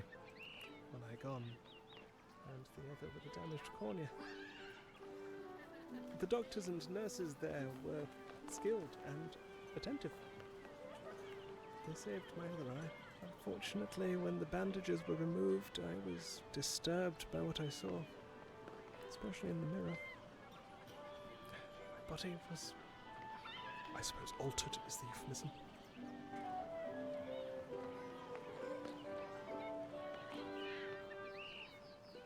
That must have been a difficult adjustment. It was indeed. For many months, my face and body did not feel like my own. I found that becoming the character of Ruffles the Clown helped. Applying makeup and devising an outfit which transformed my injuries gave me a kind of power. Does that make sense? Oh God. Indeed it does. I didn't expect this kind of punches. What happened to your family? I was a prisoner of war for a time before being sent back to England. I discovered that I had been labelled missing in action before formally being presumed to be dead. I rushed back to our little cottage. I expected to embrace Jane at the door and for everything to be set right. Perhaps. But it is a sentiment I understand all too well. She was not there? No. The house was empty. I asked neighbours and they told me she had died and that my daughter had been taken away to live with my wife's sister, Miss Violet Hunter. I thought myself damaged before. But with that news, I fell apart utterly. You did not go to visit Miss Hunter to let her know that you lived? No, Mr. Holmes, I was unwell. It was shameful. I thought that little Tilda would be better with a heroic memory for a father than a broken half man. Come on, man. I know your daughter. You know my Tilda? Yes. She lives here in the village with her Aunt Violet. She is a bright girl and a budding naturalist. She is happy and loved? Certainly. I don't know what to do. It is wonderful to know she is well, But would she be better off with me in her life? I let her think I was dead all these years. Oh, shit. Yes. I think you should tell her. I think you should tell her. It will mean a great deal for her to have you back in her life. What if she cannot forgive me for letting her think I was dead all these years? What if she thinks I am a bad father? Then at least you have given her the ability to make that choice. Speaking as someone with extensive experience of human nature, and Miss Tilda in particular, I think she will both forgive you and love you as you are.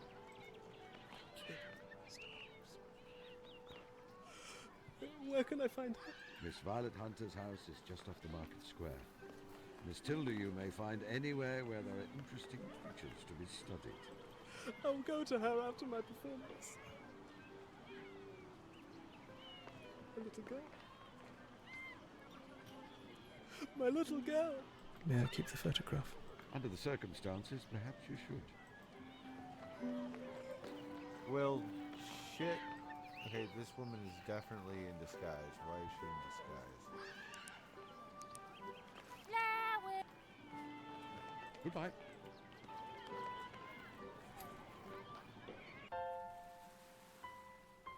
Who is the flower seller? Okay, I can't. That's not what I want. Cottages, cottages, cottages.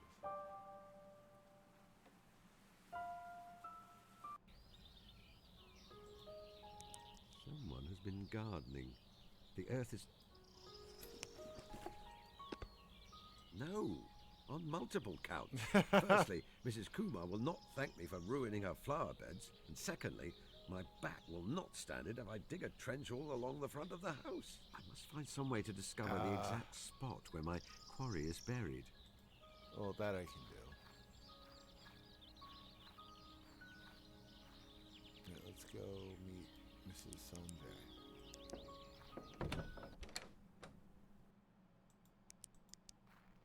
Mrs. Kumar is known for making the best elderflower cordial in Sussex. The only ingredients are the heads of elderflowers, sugar, lemon, and honey. I would humbly argue that the honey is the key to her success. She has an excellent supplier. Holmes has... Aha, what's this in here? A large amount of coarse fur or hair. I will take a small sample with me. It's the cat. Mr. Holmes. I call it scientific. A wide variety of fabrics and other dressmaking materials. And Mrs. Kumar runs a haberdashery business.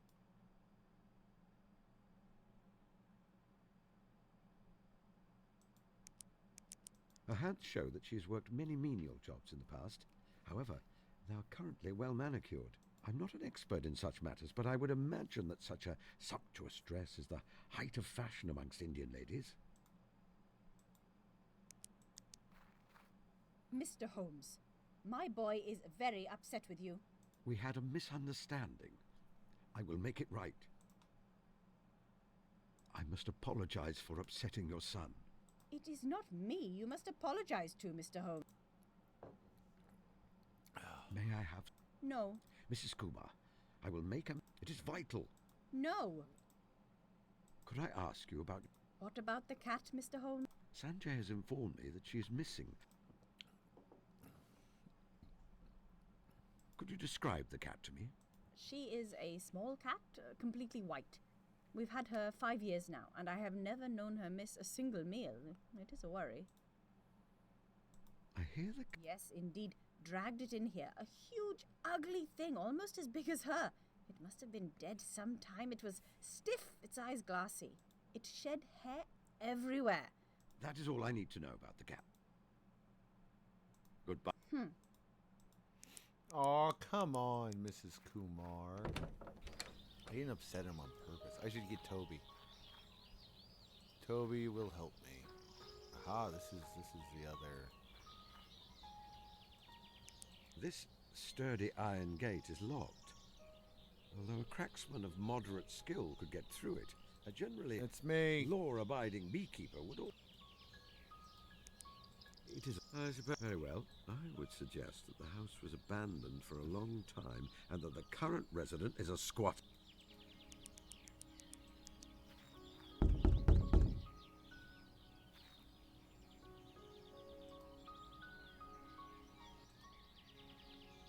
I thought I would welcome you to the neighborhood.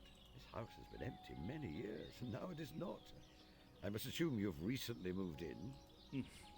Excuse me, but I'm very busy. All right, then. What a delightful fellow.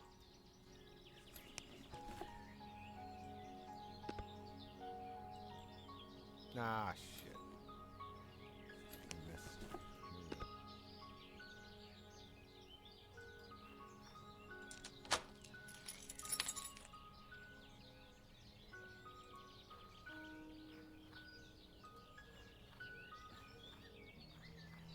There's the cat. My eyesight is not what it was, but that white blur could be a cat. A fat rat. That is a very fat rat.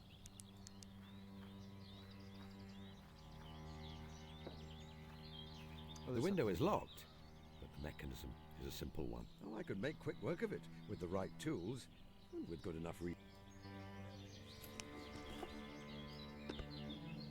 no, this is really very sloppy. Certainly I could break in there, retrieve the cat, yet I feel that I do not yet know the full facts of the situation. All right. So I may miss vital clues pertaining to a larger mystery. I feel that I should do this later once. Okay.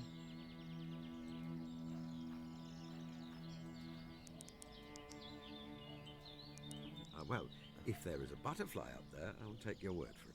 I would have struggled to see a butterfly in a tree that distance away, even as a young man. That requires a net, and is... All right. Okay, we'll be back.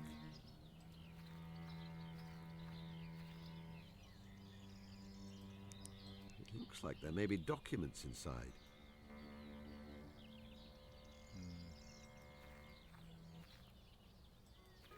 Okay. Let us get Toby. I wish there was a map button just to make it a little faster. Mrs. Kumar is washing some sheets. If I were to make a close study of them, I might be able to find out all kinds of details about her personal life. And I believe that would be a waste of time. And Watson would chide me for being rude. Well, it's because it is rude. Mrs. Kumar, if I... Ah, that reminds me, I got laundry to put in dry. Crap. I've enjoyed the shit out of this so far. This game is absolutely adorable. Alright, so where... Okay, Toby. Hello? Follow me, Toby. Of course, Master. Will there be interesting things to smell? Cats to woof at? Yes, yes there will. Alright, I need to figure out where... Okay, come here. Is Toby in my inventory? Now then, Toby, I would be much obliged if you could turn the attention of your prodigious nose to this scrap of fur. Are you able to lead me in the direction of the animal this is from? Think to smell? Think to smell? Let me see now. Yes, I have the scent. View halloo! What is view Hunt halloo? is on. Haroo! Haroo! This is the spot, Master. I can smell it here.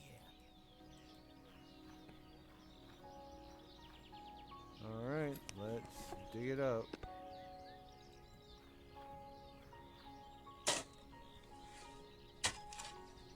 This is a lot of work for a picnic. That thing is huge. I believe a naturalist would identify that it is not a species native to England. It has been taxidermized. The eyes are glass, and there is a place here where the skin is broken, revealing the wood wool inside. I will take this with me. Aha. Let's look at it.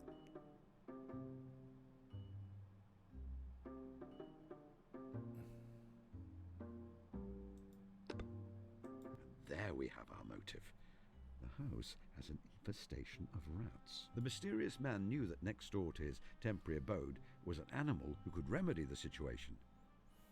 After his attempt to buy the cat failed, he stole it. But what is there inside the house which is proving to be such a delightful feast for the rats?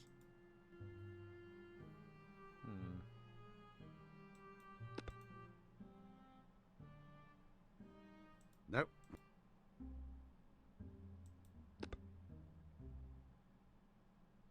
No, I do not. Okay, so where is my storage?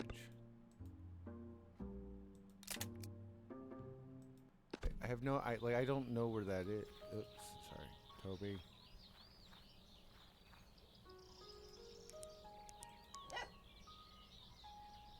You're a good. Follow me, Of course, a cat? You're making me trample all. Oh, sorry. Sorry. Just wanted to get Toby out of the garden.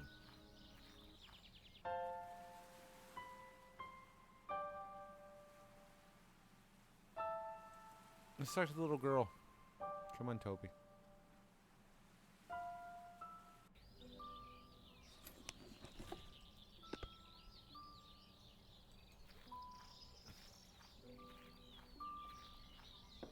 What do you make of this, Miss Tilda?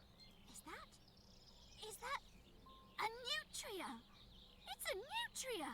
The nutria is my absolute favourite large herbivorous semi-aquatic South American rodent.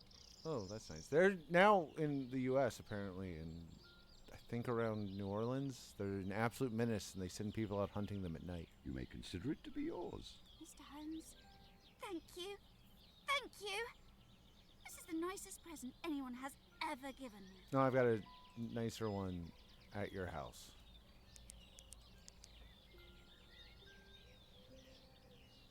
Tilda. Not much. I was little when they died. Yes, I quite understand. Are you an orphan like me, Mr. Holmes? In a sense, my parents have both died. So don't you have any family at all? I have an older brother. He lives in London. I wish I had a big brother. But Tilda, you have your Aunt Violet. She loves you dearly. It is also possible to make family of your own choosing. Dr. Watson and I are not related by blood, but we have been as close as two people can be for many decades. Then, may I choose you to be in my family? You may, if you wish. Oh, okay. You know, for a Holmes point-and-click mystery, this game has a very sweet and gentle heart. I kind of adore it. You remember how? Yes, good. Then you use... Yes. Then you take a frame, then you put... Correct. Then you pull the handle on the extractor, and then you can put the honey... Correct on all counts. May I have the jam jar now? Of course, Mr. Holmes. Goodbye. Goodbye. As per our bargain, you will permit... Yes, Mr. Holmes. Thank you. Where'd Toby go? Oh, there's Toby. I can't show Toby to the kids. Okay. Let's go back to the house. And I guess Toby will stay there. Oh, nope.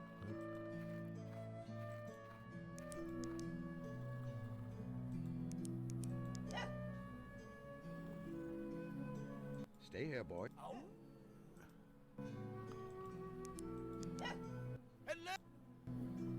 That. Alright, let's get the stuff, and then we'll smoke the bees. We'll extract some honey. We'll win the hamper. Alright, make use of the cottage door. Let's... Can I take... Yes. Alright, hold on. Let's call... Because we haven't done it. It is an option we can do. Let's... She's washing a lot of shit. I must have so many fucking dishes, it's not funny. Let's call, because we haven't... Hello, operator. The Diogenes Club, London, if you please. Yes, I'll hold. I love it. Look at that. My dear Sherlock, how can I be of assistance? How are you, Mycroft? And how is London? Oh, I'm well, and so is London. I find that retirement suits me. You are keeping yourself occupied? Certainly. I breakfast and read my book from 8 o'clock until 10 o'clock. From 10 until 1 o'clock, I take in the view from my window. For 3 whole hours, Mycroft. You do not find that dull? To anyone who wishes to study mankind, that is the spot. I see the whole gamut of society through that window. Then I dine at the Ivy, before heading to the Diogenes from 2:15 until 8:15. I see. A punishing schedule. And what are you doing with your dotage, little brother?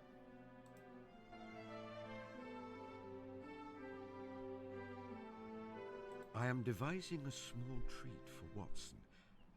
A picnic. Outside? That is generally the location where one picnics. Each to their own, I suppose. Personally, I shall be dining at a table. I would like to... How can I...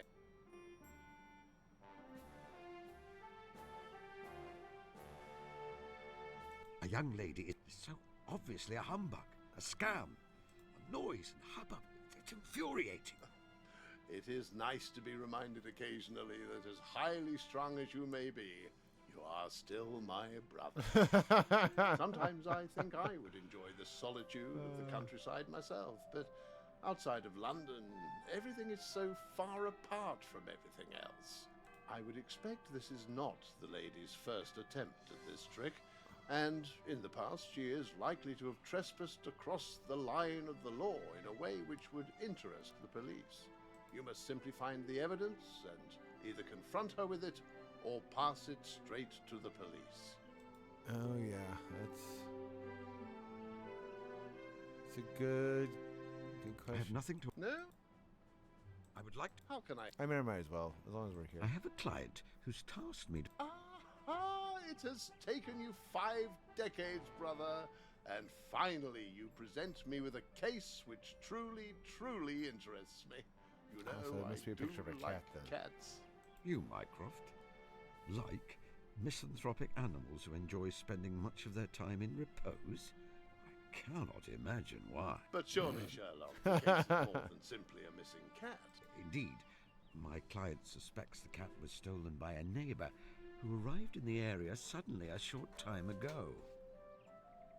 I suspect he's in Fulworth on criminal business. I mean, that does make sense.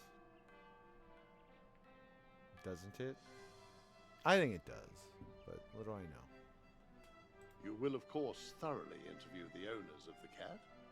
I have and I will, again. Of course. When you were running your agency, I know that you would keep up to date with the latest news out of London. No doubt you're out of touch now. Yes. I would advise speaking with someone who likes to keep on top of the latest happenings in the metropolis. Oh, who knows? shit. You may hear gossip connected with this case. You have not heard... Absolutely not. I spent my entire career cultivating omniscience. In my dotage, I endeavour to know as little about what is going on in the world as possible. I have not touched a newspaper in months. All right. I have nothing... No? Goodbye, bro. Goodbye, Sherlock. Do call again. I will. All right. So my cat's asleep. All right. Let's get some honey. Cat's asleep. My Watson's asleep. My dog's asleep.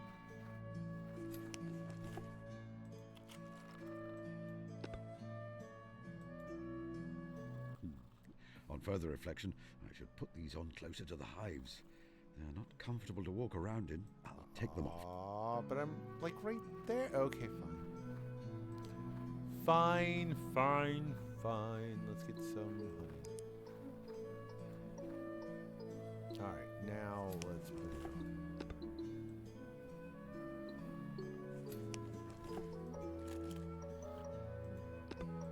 It has been known for time out of mind that bees are calmed by smoke. precise mechanism is a matter of hot debate in apian circles. I am of the opinion that bees communicate danger by releasing subtle smells to one another, which the smoke interrupts. I wrote a short monograph on the subject, if you're interested. It only takes a light touch. I do not want them to be stressed.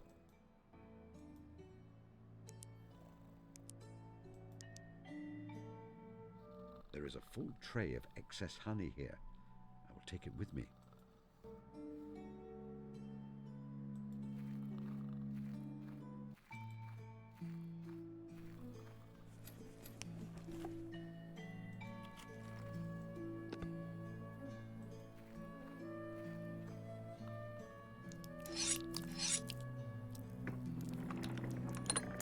Look at that. The honey is now in the extractor. I will take the empty tray with me.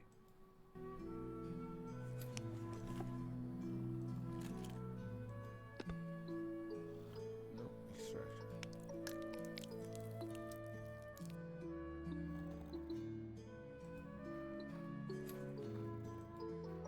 Here's we'll put back the tray.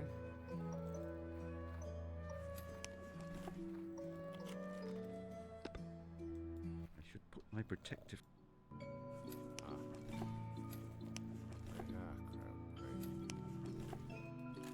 Protective clothing first. Might as yes.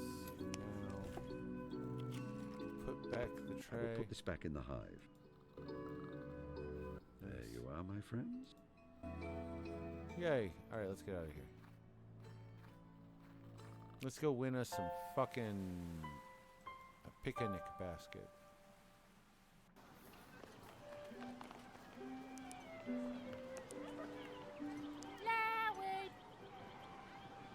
Goodbye. Alright, I don't know. We gotta do something else with the flower cellar. I just don't know what.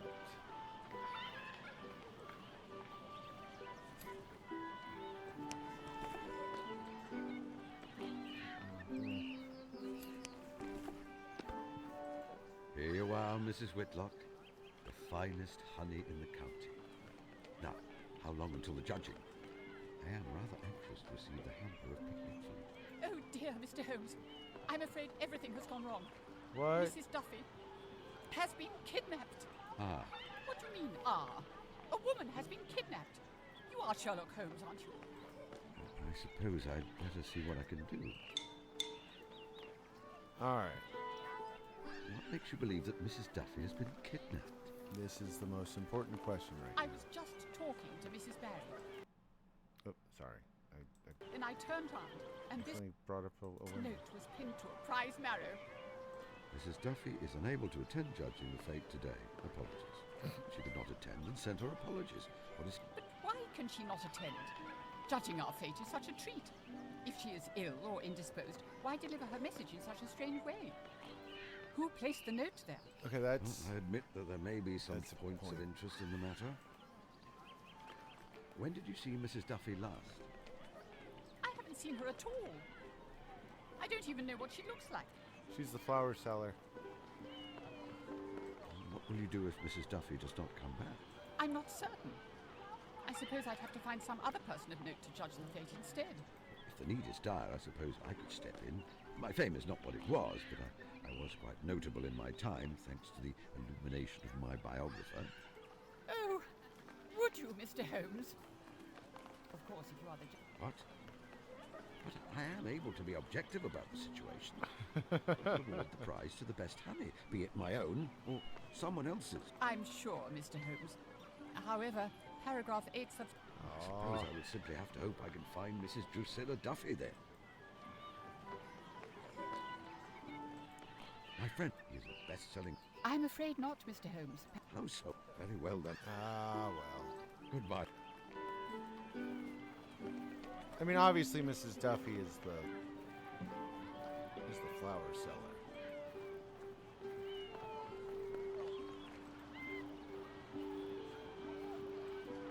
Flowers! Lovely flowers!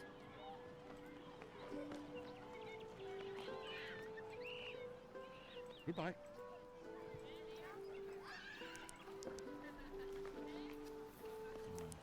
cheeks are... It is a wig. The nails are well... Okay, so she's... Well, where can we find a book?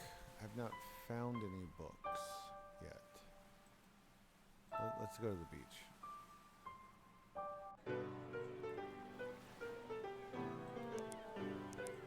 I observe much, but...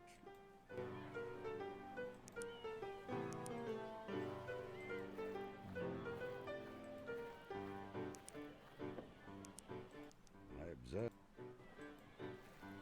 Alright, let's talk to the guy with the paper more. Maybe there's something else he can tell us. Hello.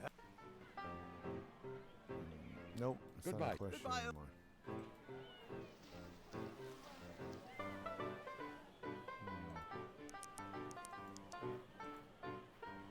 Roller?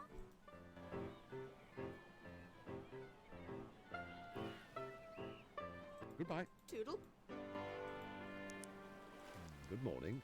It's lovely. I do... None of... Okay, see, neither one of them have anything new to say to me, so... Alright, let's,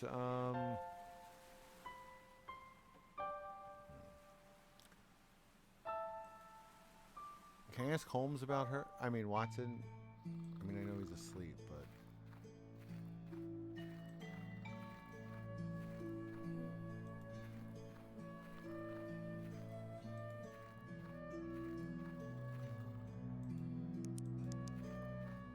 Watson...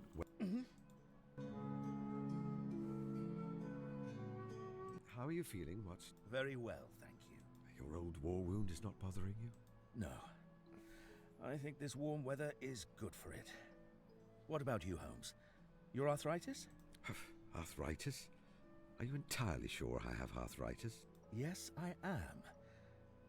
I am sorry, Holmes. I don't mean to act like a Yes, mother you hen. do, and Holmes loves You it. cannot help being a doctor, Watson. How is your house? They have been all mothballs and dust sheets since I left for France. To tell you the truth, Holmes, I have not been back there.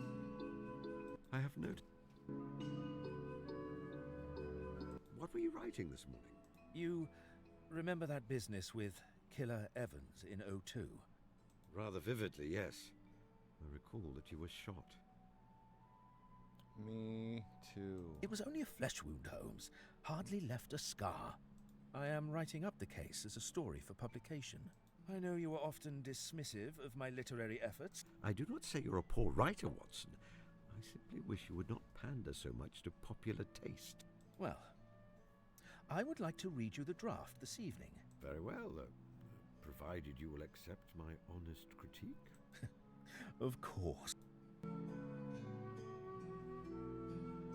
Did you enjoy your breakfast of buttered toast? It was wonderful. Martha bakes such delicious bread. I have crumbs in my moustache, don't I? One or two. You planned? Holmes, you will never entirely convince me you cannot read minds. There is no need to read minds when I can observe your boots. I had planned to go for a walk, but I remembered the guillemots are fledging this time of year. They nest precariously on the cliffs, hundreds of feet above the ocean swell. The tiny fledglings' first flight always involves a terrible leap off the edge. Most of the time, they catch the knack of it before they hit the bottom. Most of the time. I didn't want to watch. I have seen too many young things die after being forced from the nest too soon. I have no further deductions concerning... Alright. Goodbye, Watson. Goodbye, home. Okay, I thought he might have a book, but that's fine.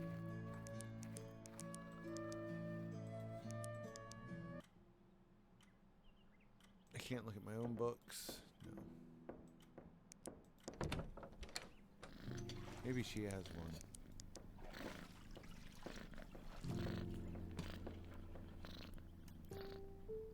Nope. Goodbye. Goodbye.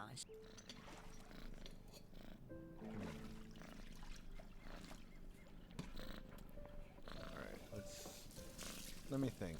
All right, let's go into here. All right.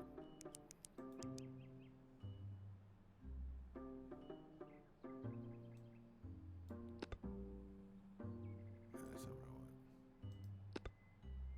No, I do not. All right.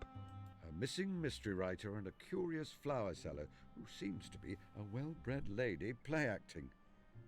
Yep. I believe I have found Miss Drusilla Duffy. Yeah, me too. But how do we? Oh, that's it. Can I just talk to her now?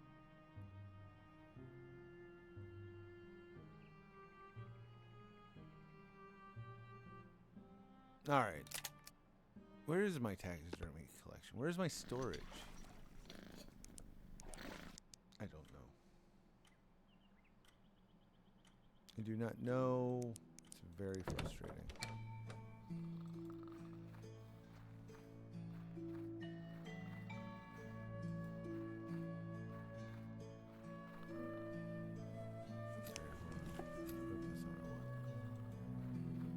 Ah, Toby. Best nose in the empire. Hey, the bees are up again. Good for the bees. Alright, so should we just go talk to her?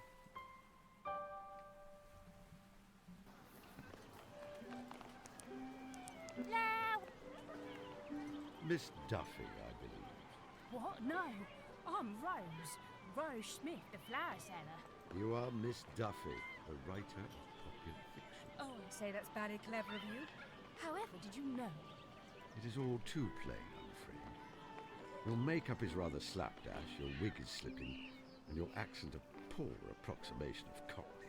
You must remember to drop your H. It is a nice place, here.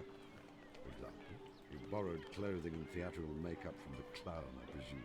Bravo. Sherlock Holmes himself couldn't have done better. Oh, my blushes. That is high praise indeed. What I am less certain is your motive for such an action. Oh, I'm researching for my next novel. In it, my detective, Caspar Hassler, is assisted by a Cockney flower girl. I'm just getting into character. Could you perhaps continue your research after judging the fate? You see, it is very important to me that I win the honey competition. And while you are here, the judging cannot take place. I'm sorry. You'll have to find someone else. Are you so? No, I'm sorry. I think she is entirely determined. I must find another judge somehow. Or create one, perhaps. Goodbye.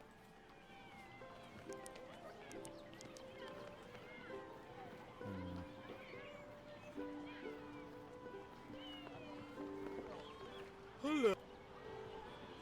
Could you judge? Besides, I needed here to enter. Goodbye. Goodbye.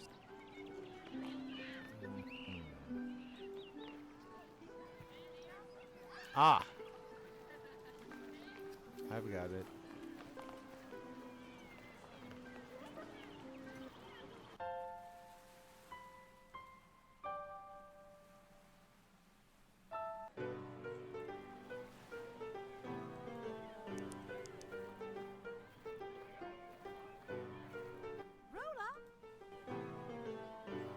Goodbye. No. Toodle pip.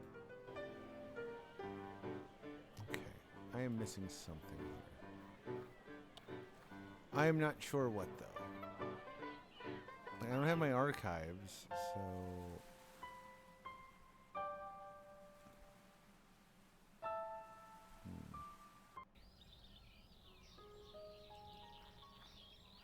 Okay.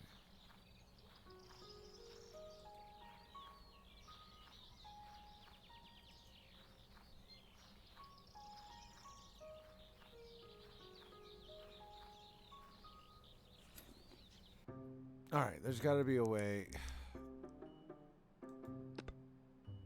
No, I do. Now the picture becomes clearer. Ah, there we go. The presence of the specimen buried in front of Mrs. Kumar's house confirms that the stolen Yes. taxidermy collection is nearby. Unfortunately, our criminal's plan to keep the specimens safely stored until he was able to sell them was foiled by the infestation of rats. He did not want to leave the house to search for a solution to the problem, so he took the cat. I feel it is time I retrieve the cat on behalf of my client. Okay, good. Thank you. I guess I just clicked the wrong thing. I'm sorry for that.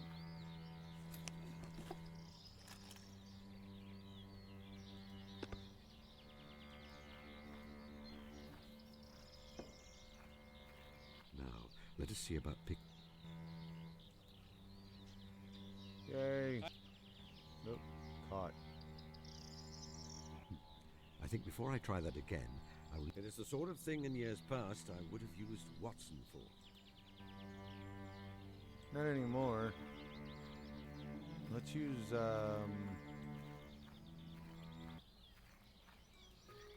should we use Watson? Or should we use... You think we can use Sanjay? I mean, he'd very much love it.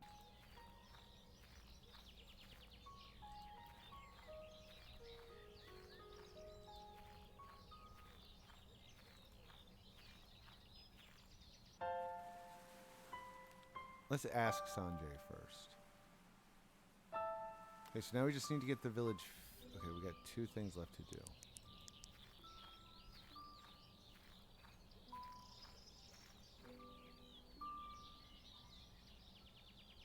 I have need of your assistance. Me? That is the gen. Like the street urchins you used to get to help you. Does that make me... Am I a Baker Street? I've wanted to be a Baker Street irregular my whole entire life. But I heard they were a pretty exclusive bunch. We're not on Baker Street.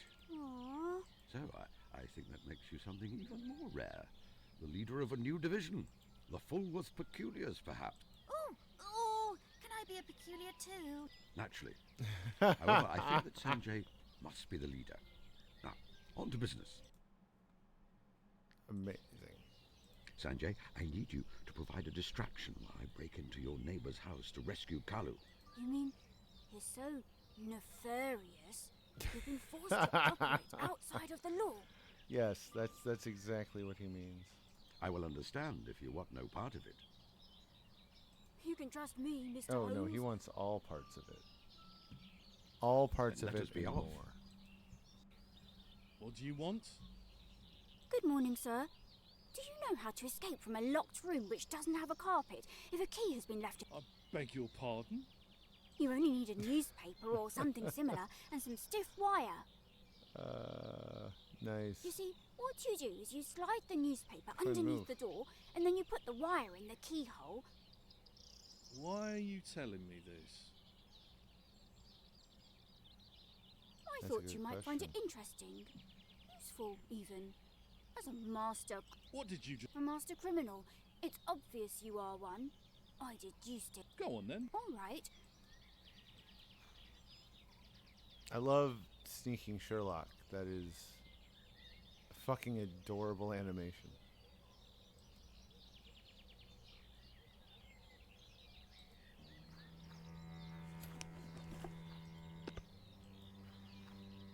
Here we go. Of course, bank holidays are the best day to try to rob a bank because... Sanjay is doing a fine job at keeping him distracted. Now I need to get to work.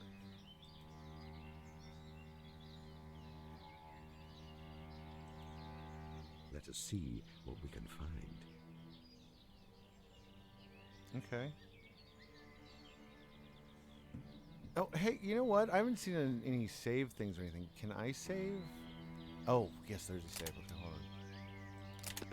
Yay, Grand Adventure Game Traditions. Let's look through Let's this. see what we have here. There is a list of taxidermized animals which have been stolen. Includes a nutria and... A chimpanzee. I think I will take these papers with me. They may be useful. Yeah, that makes sense. Well, shit. Anything else? I guess that's it. Pick up the cat.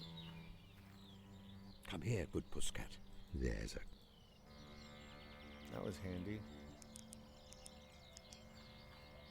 I believe I have everything I need.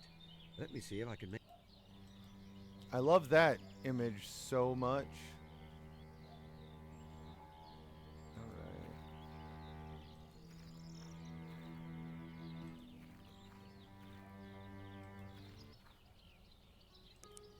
Oh, that's not what I want.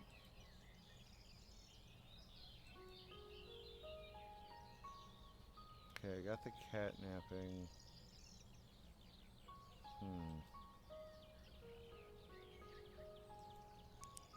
Let's make use of the door.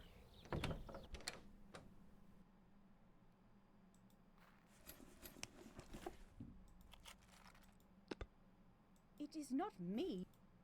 Oh.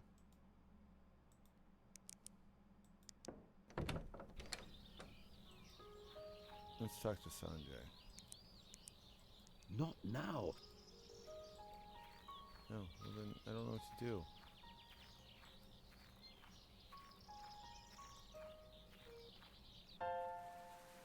Beach.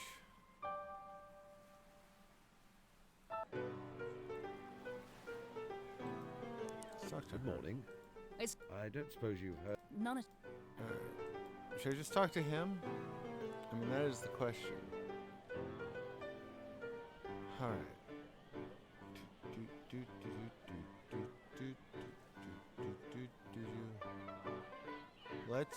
Let's go into the mind attic. Let's use this. Alright. The papers I collected revealed that one of the missing specimens was a monkey, and Professor Rishi's mermaid has quite distinctly simian features. The suspicious provenance becomes clear. Okay. I fail to see what deductions I can make from those facts. Right, so we got that. We have the incriminating documents. So should I give it to the cop or just scare her away?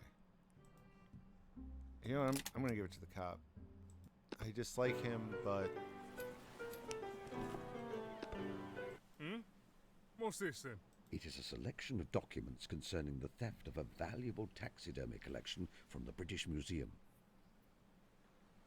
Mr. Holmes? Oh, isn't it a fine day? So bracing. I do love the beach. Mr. Holmes, You have the documents. I relinquish all claim on them. No doubt an ambitious man such as yourself would find solving a case which seems to have baffled even Scotland Yard useful to his career? Well, yes. Then let us set aside their provenance for the moment. I will simply say that you may wish to pay a probing call on Mrs. Kumar's neighbour later today. I would also draw your attention to one of the names on the list, a Miss Pippi Ricci. What? Right then, she's nicked. Miss, you just come along to the station and explain this document to me. What?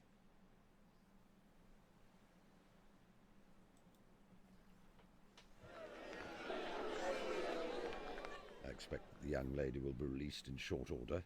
There is little proof that she knew the monkey was stolen when she bought it. Indeed, I believe that she did not. In the meantime, however, the beach is perfectly tranquil. The view from the cliff tops will be pristine. The only sounds will be the gulls and the ocean. All right. Can I take that? It seems that the grotesque creature was left behind. Mine now.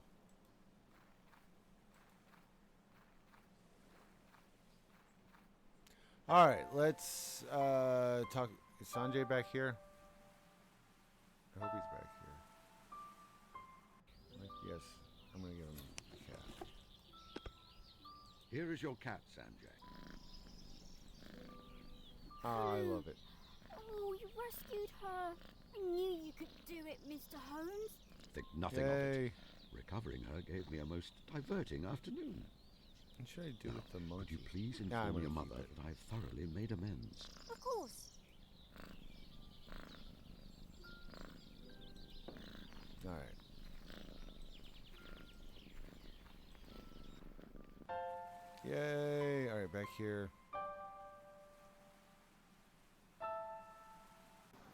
Oh, that's not what I want. I don't want the Fed. I want the cottages.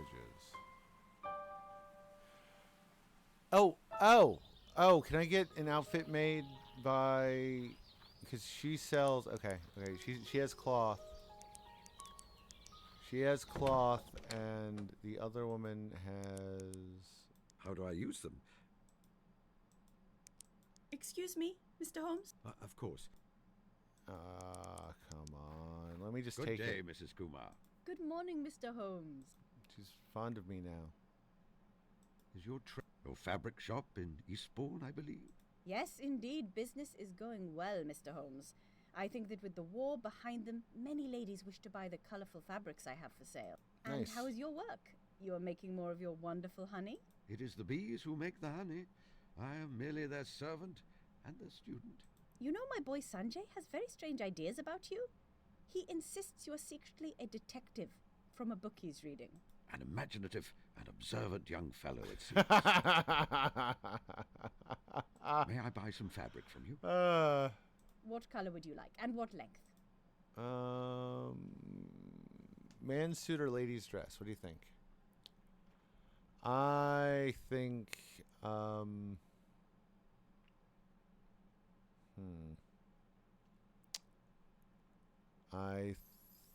I don't know.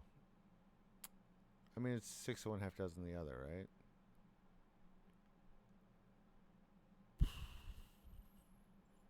Should we be a distinguished gentleman or a glamorous lady?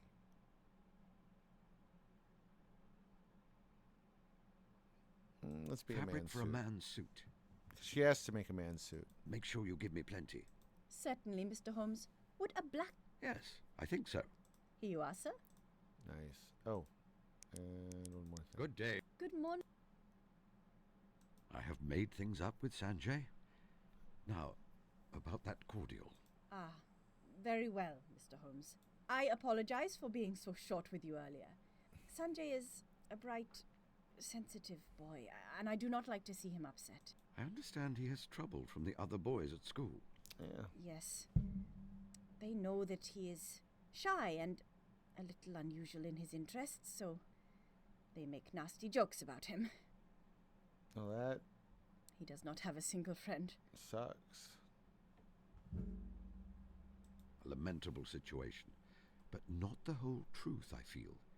He is very close friends with Miss Tilda. Yeah, but that's,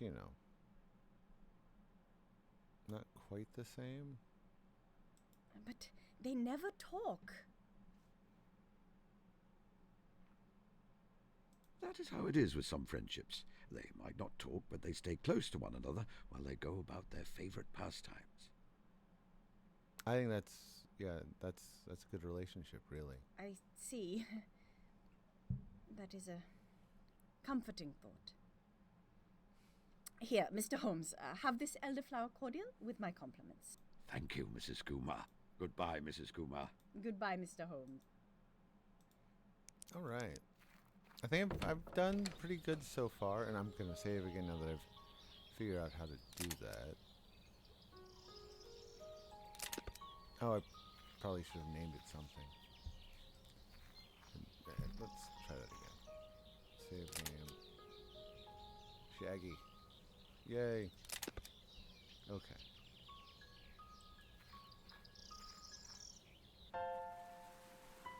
Okay, I got the cordial.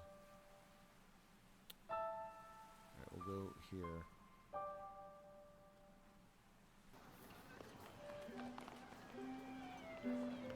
Yes.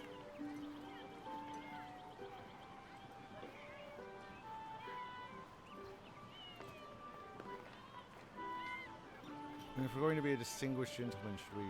Oh, the monocle. Let's get our buddy's monocle.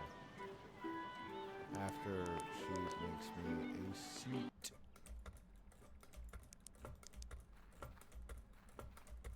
Miss Hunter? No, I'll just give her the Goodbye. fabric. Goodbye.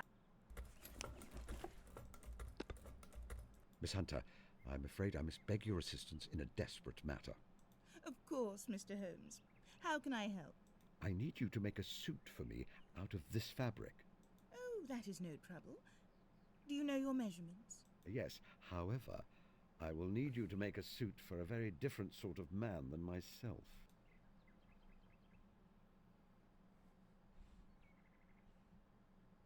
Lovely. I like it. I feel it is not complete. I need something to hide more of my face and give me an air of authority. Yeah, it's got to be the monocle, right? Let's go borrow our buddy's monocle, which they already told us is not real. He does not need it.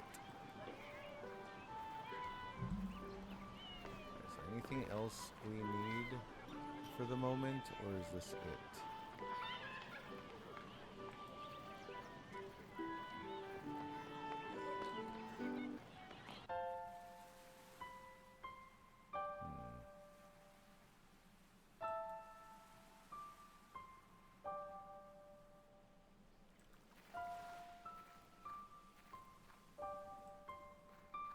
Oh, that's not what I want. No, go this way. Come on. Why are you going that weird way? Okay. Talk. Come on. Hello, Holmes. Bracing day, isn't it? It is. Could I borrow your monocle for the afternoon, my dear fellow? Whatever for? Suppose if I were to say that it's for some amateur dramatics, you would not believe me. I don't believe you. No, I would not. I think it is for mischief. You may not have the one I am wearing, but I do carry a spare. Here, Holmes. Don't lose it, please. Good fellow. I will combine it with the suit I acquired earlier to make a complete disguise. Yay. Goodbye, Stan. Goodbye, old...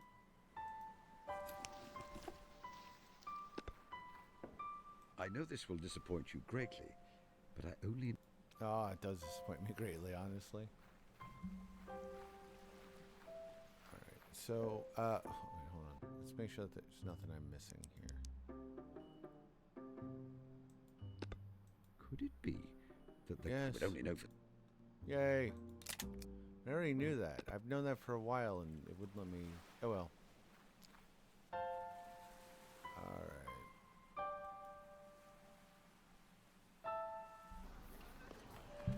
Now...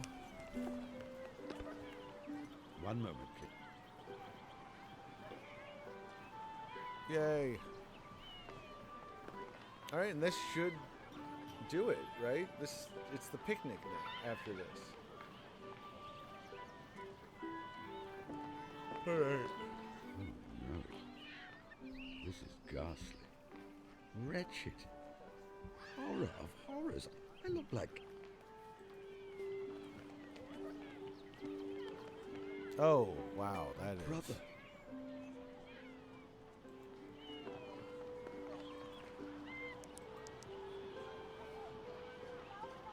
Apologies that I was not able to come earlier. However, I am now available to judge your competition. I'm sorry, sir. I don't understand. I am Miss Drusilla Duffy. I write my mysteries under a woman's pen name, you see. In fact, my name is... Bertram Falk, Walter... Lord Bertram Falk. Oh, I see. I didn't realize it was a pen name.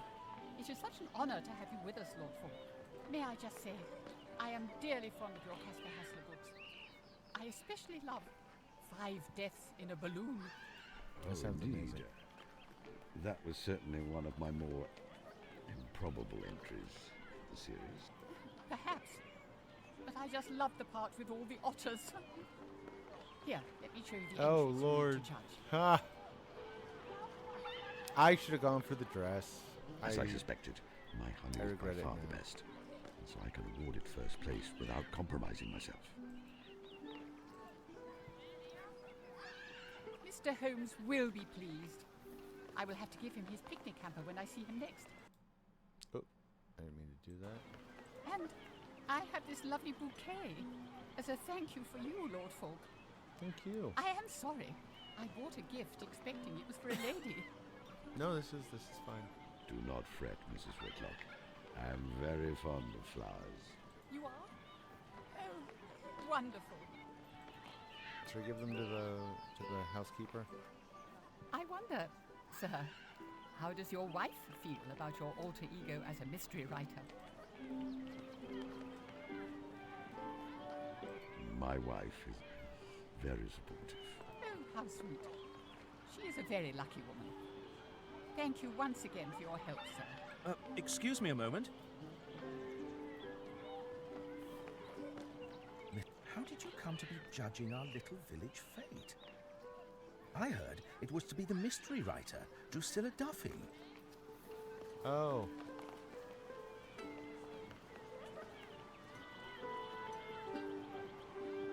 Very well, provided you will accept my honest critique. You? Yes, indeed, Doctor. The truth is, I've always harbored a deep desire to be an author.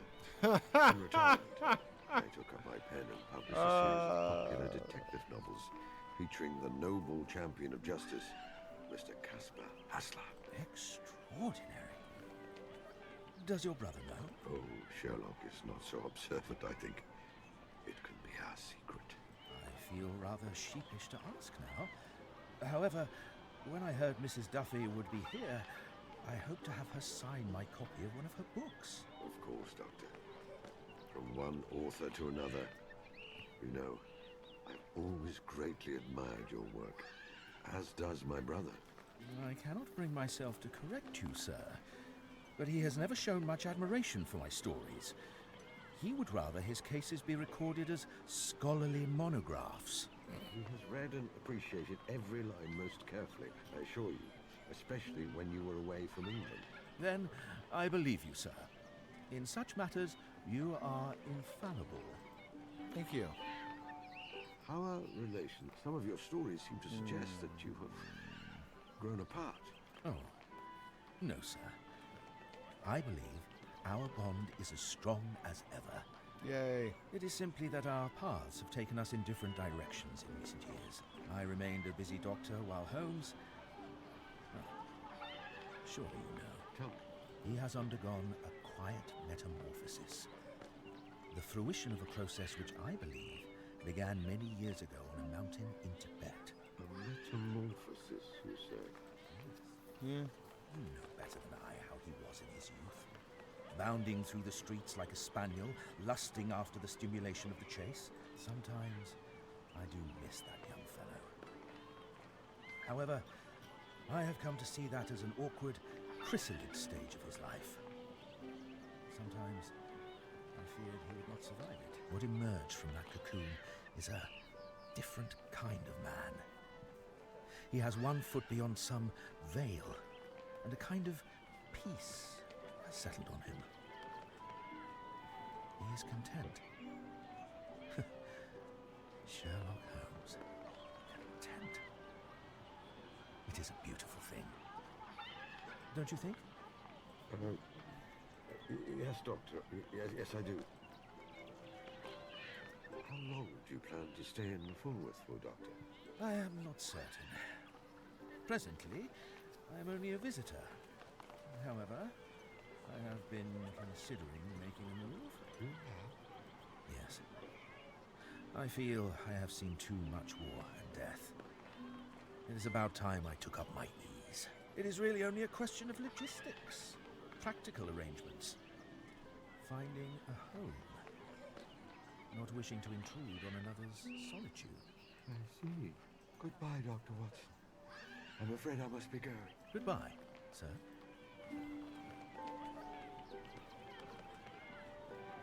That was unexpected. Suppose I should return to my usual appearance.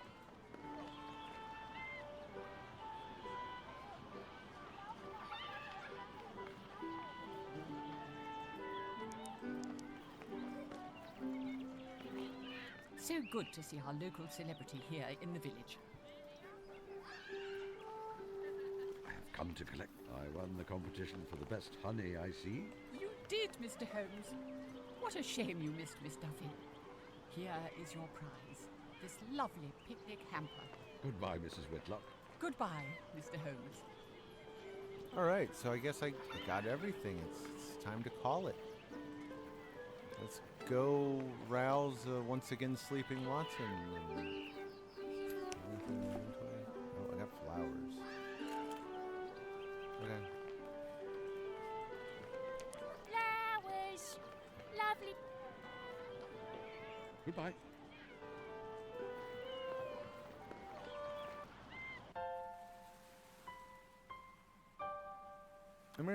Can I give what's her name a flower? I can't remember the housekeeper's name.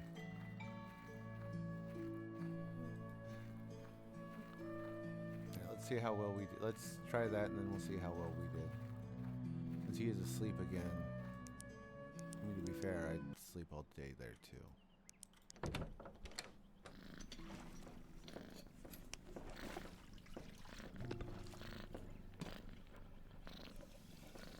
This is a present for you. Is it? Well, thank you, Mr. Holmes. Yay.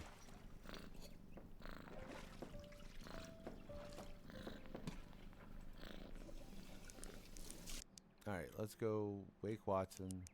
Because I've taken care of everything I can think of. I probably could have wakened him immediately and done it without... Watson, maybe wake I'll up. do that real quick. After I finish this. Oh, let me think. Am I ready to spring my surprise on Watson? I have a surprise for you. A surprise? Yes. One worth waking up for, I assure you. Follow me.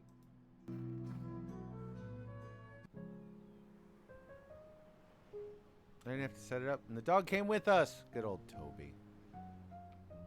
Here we are, Watson. The perfect spot for a picnic, wouldn't you say?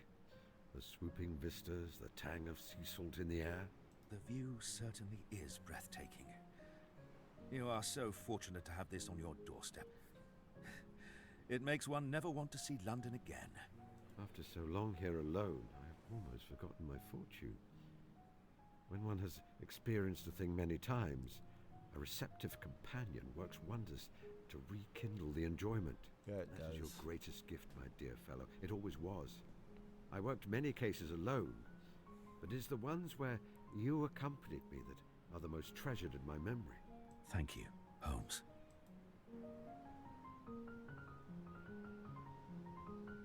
Now let us see what we have in this hamper.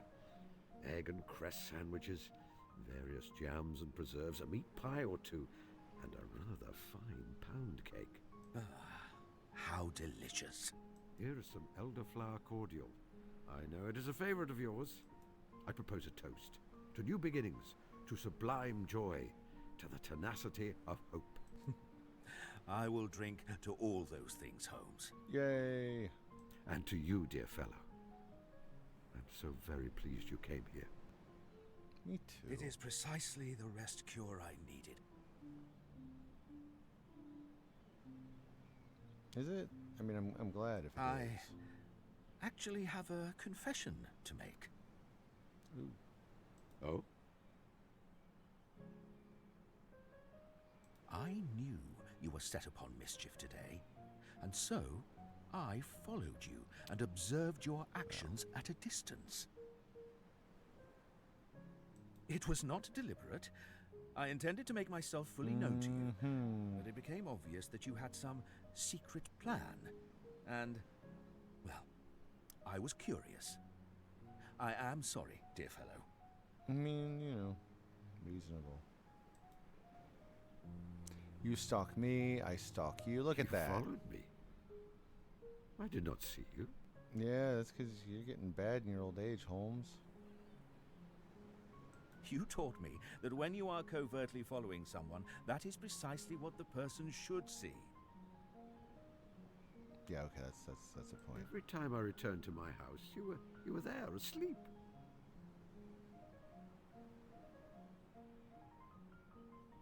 I am no actor, but even I can feign being asleep, Holmes. Well... Watson, you are extraordinary. Absolutely extraordinary. Oh, look at that gentleman with the little girl. The one I was surprised to see you hold so much avuncular feeling for. Father and daughter? As a matter of fact, yes. Yes, there is no mistaking it. They are a perfectly matched pair. Oh! I must take you to meet her. Yay. She is a sweet little thing and very intelligent. I would like that. It was good of you to enlist the help of that little fellow Sanjay in that caper with the stolen taxidermy specimens, especially after you hurt his feelings so. I did hurt his feelings. Because I'm an asshole. You talked to him, didn't you? He was terribly upset with me. And then I was suddenly quite forgiven. I put it down to the caprice of youth, but it was you, wasn't it? It was. Yes. I overheard you talking to the boy and saw his reaction. Later, after you had left, I introduced myself to him. He was rather overawed. I informed him that you did not mean to upset him. And when he told me of the problem with his cat, I told him that I was certain you would find it if asked to help. I'm pleased you proved me right. Aww. Oh, she will certainly wiggle out shit. of it. Perhaps the attention from the police will prompt her to use her gift of the gab for better purposes. Why have you done all this, Holmes? The picnic, I mean. You do not act without specific reason. There is something I wanted to tell you. I care for you as I would a brother, Watson. I love you as my dearest, truest friend, Watson. I care for you deeply in a way beyond words. I think I've always been in love with you, John Watson. Shit, I don't know. This is tough. I mean, all of these work, and honestly, I'm good with all of these reads on Watson and Holmes. I don't know. I think I will take this one because we've got fraternal love there, a little agape, little eros, but they're probably too old to be boning. I think I'm gonna go with this one. What exists between us is profound. We're bound together by bonds as deep as any two people can share, I think. Yes. Sometimes I feel it is almost like we share a soul, you and I. Even when we are apart, I feel there are threads pulling us together again. I was certain that it was a sentiment you shared. There have been times when I have caught a glimpse of your great heart as well as your great brain, you know. But to hear you actually say it? An unexpected treasure. Worth waiting 40 years for. Thank you. Aww. Yet I have mistreated you terribly, Watson.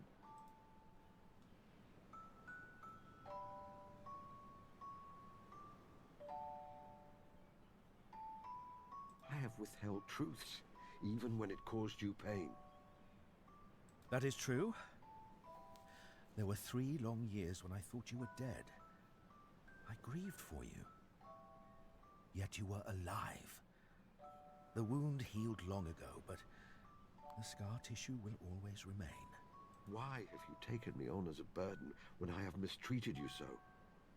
You do not know the answer to that. Tell me. Oh, no. I will make you deduce it. But let me give you more data.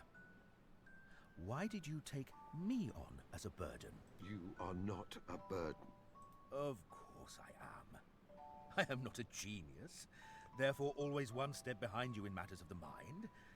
I frequently suffer from my war wounds, so I am slow and must be left behind. I have left you to get married and embroil myself in the kind of domesticity you do not care for. I'm sure there have been times I have frustrated you in our years of association. Oh, that is nothing. That is like looking at sea foam and calling it an ocean.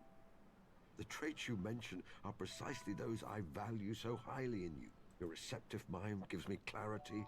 Your determination in the face of pain and injury gives me courage. Your romanticism and caring nature are entirely charming. So, you would say that sometimes the things we find most difficult about a person are also an aspect of the things we love most about them. I am a fool. No, Holmes. You are fallible. Thank heavens for that.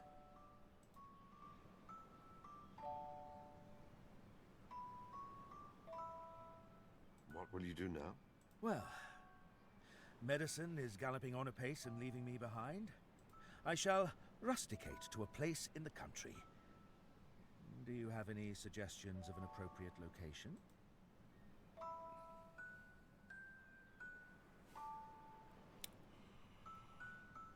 Oh. Wow, I'm getting very emotional in this game. This hits it very well. Please stay, I miss you terribly. I wish you stay here and never be gone from me again. Yeah, that's the one. Holmes. Confound snakes and air guns and waterfalls and maddening poisons. This is fear. Whatever are you afraid of? You have artfully opened the way for me to ask you to stay here. For this to be your home as much as mine. But I'm afraid I will treat you badly. We will quarrel terribly, and then I will lose you again. Of course we will quarrel. You think that two caring people whose lives are caught up together never get thoroughly sick of each other? When we do, we shall see it through together. I think there will be no more partings. Except the one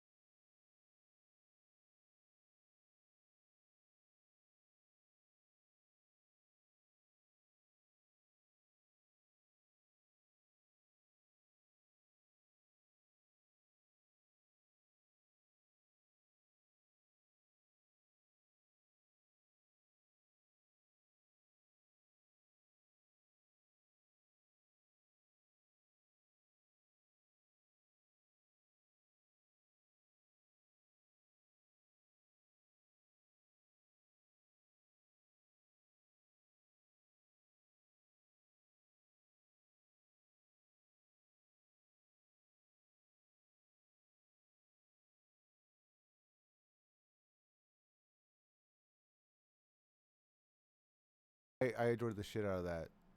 If you're still there lurking, thanks for coming along. Let's raid out and call it night, shall we? Let's see. Anybody know going?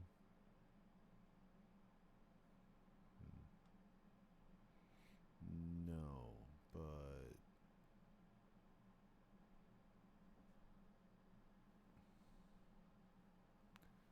let's see. There's other man, like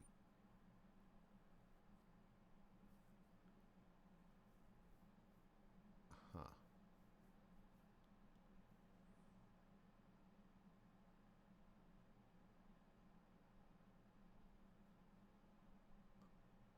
I always hate it's only showing me people with like double or triple digits, and that's insane. I don't want to bother people like that. You know?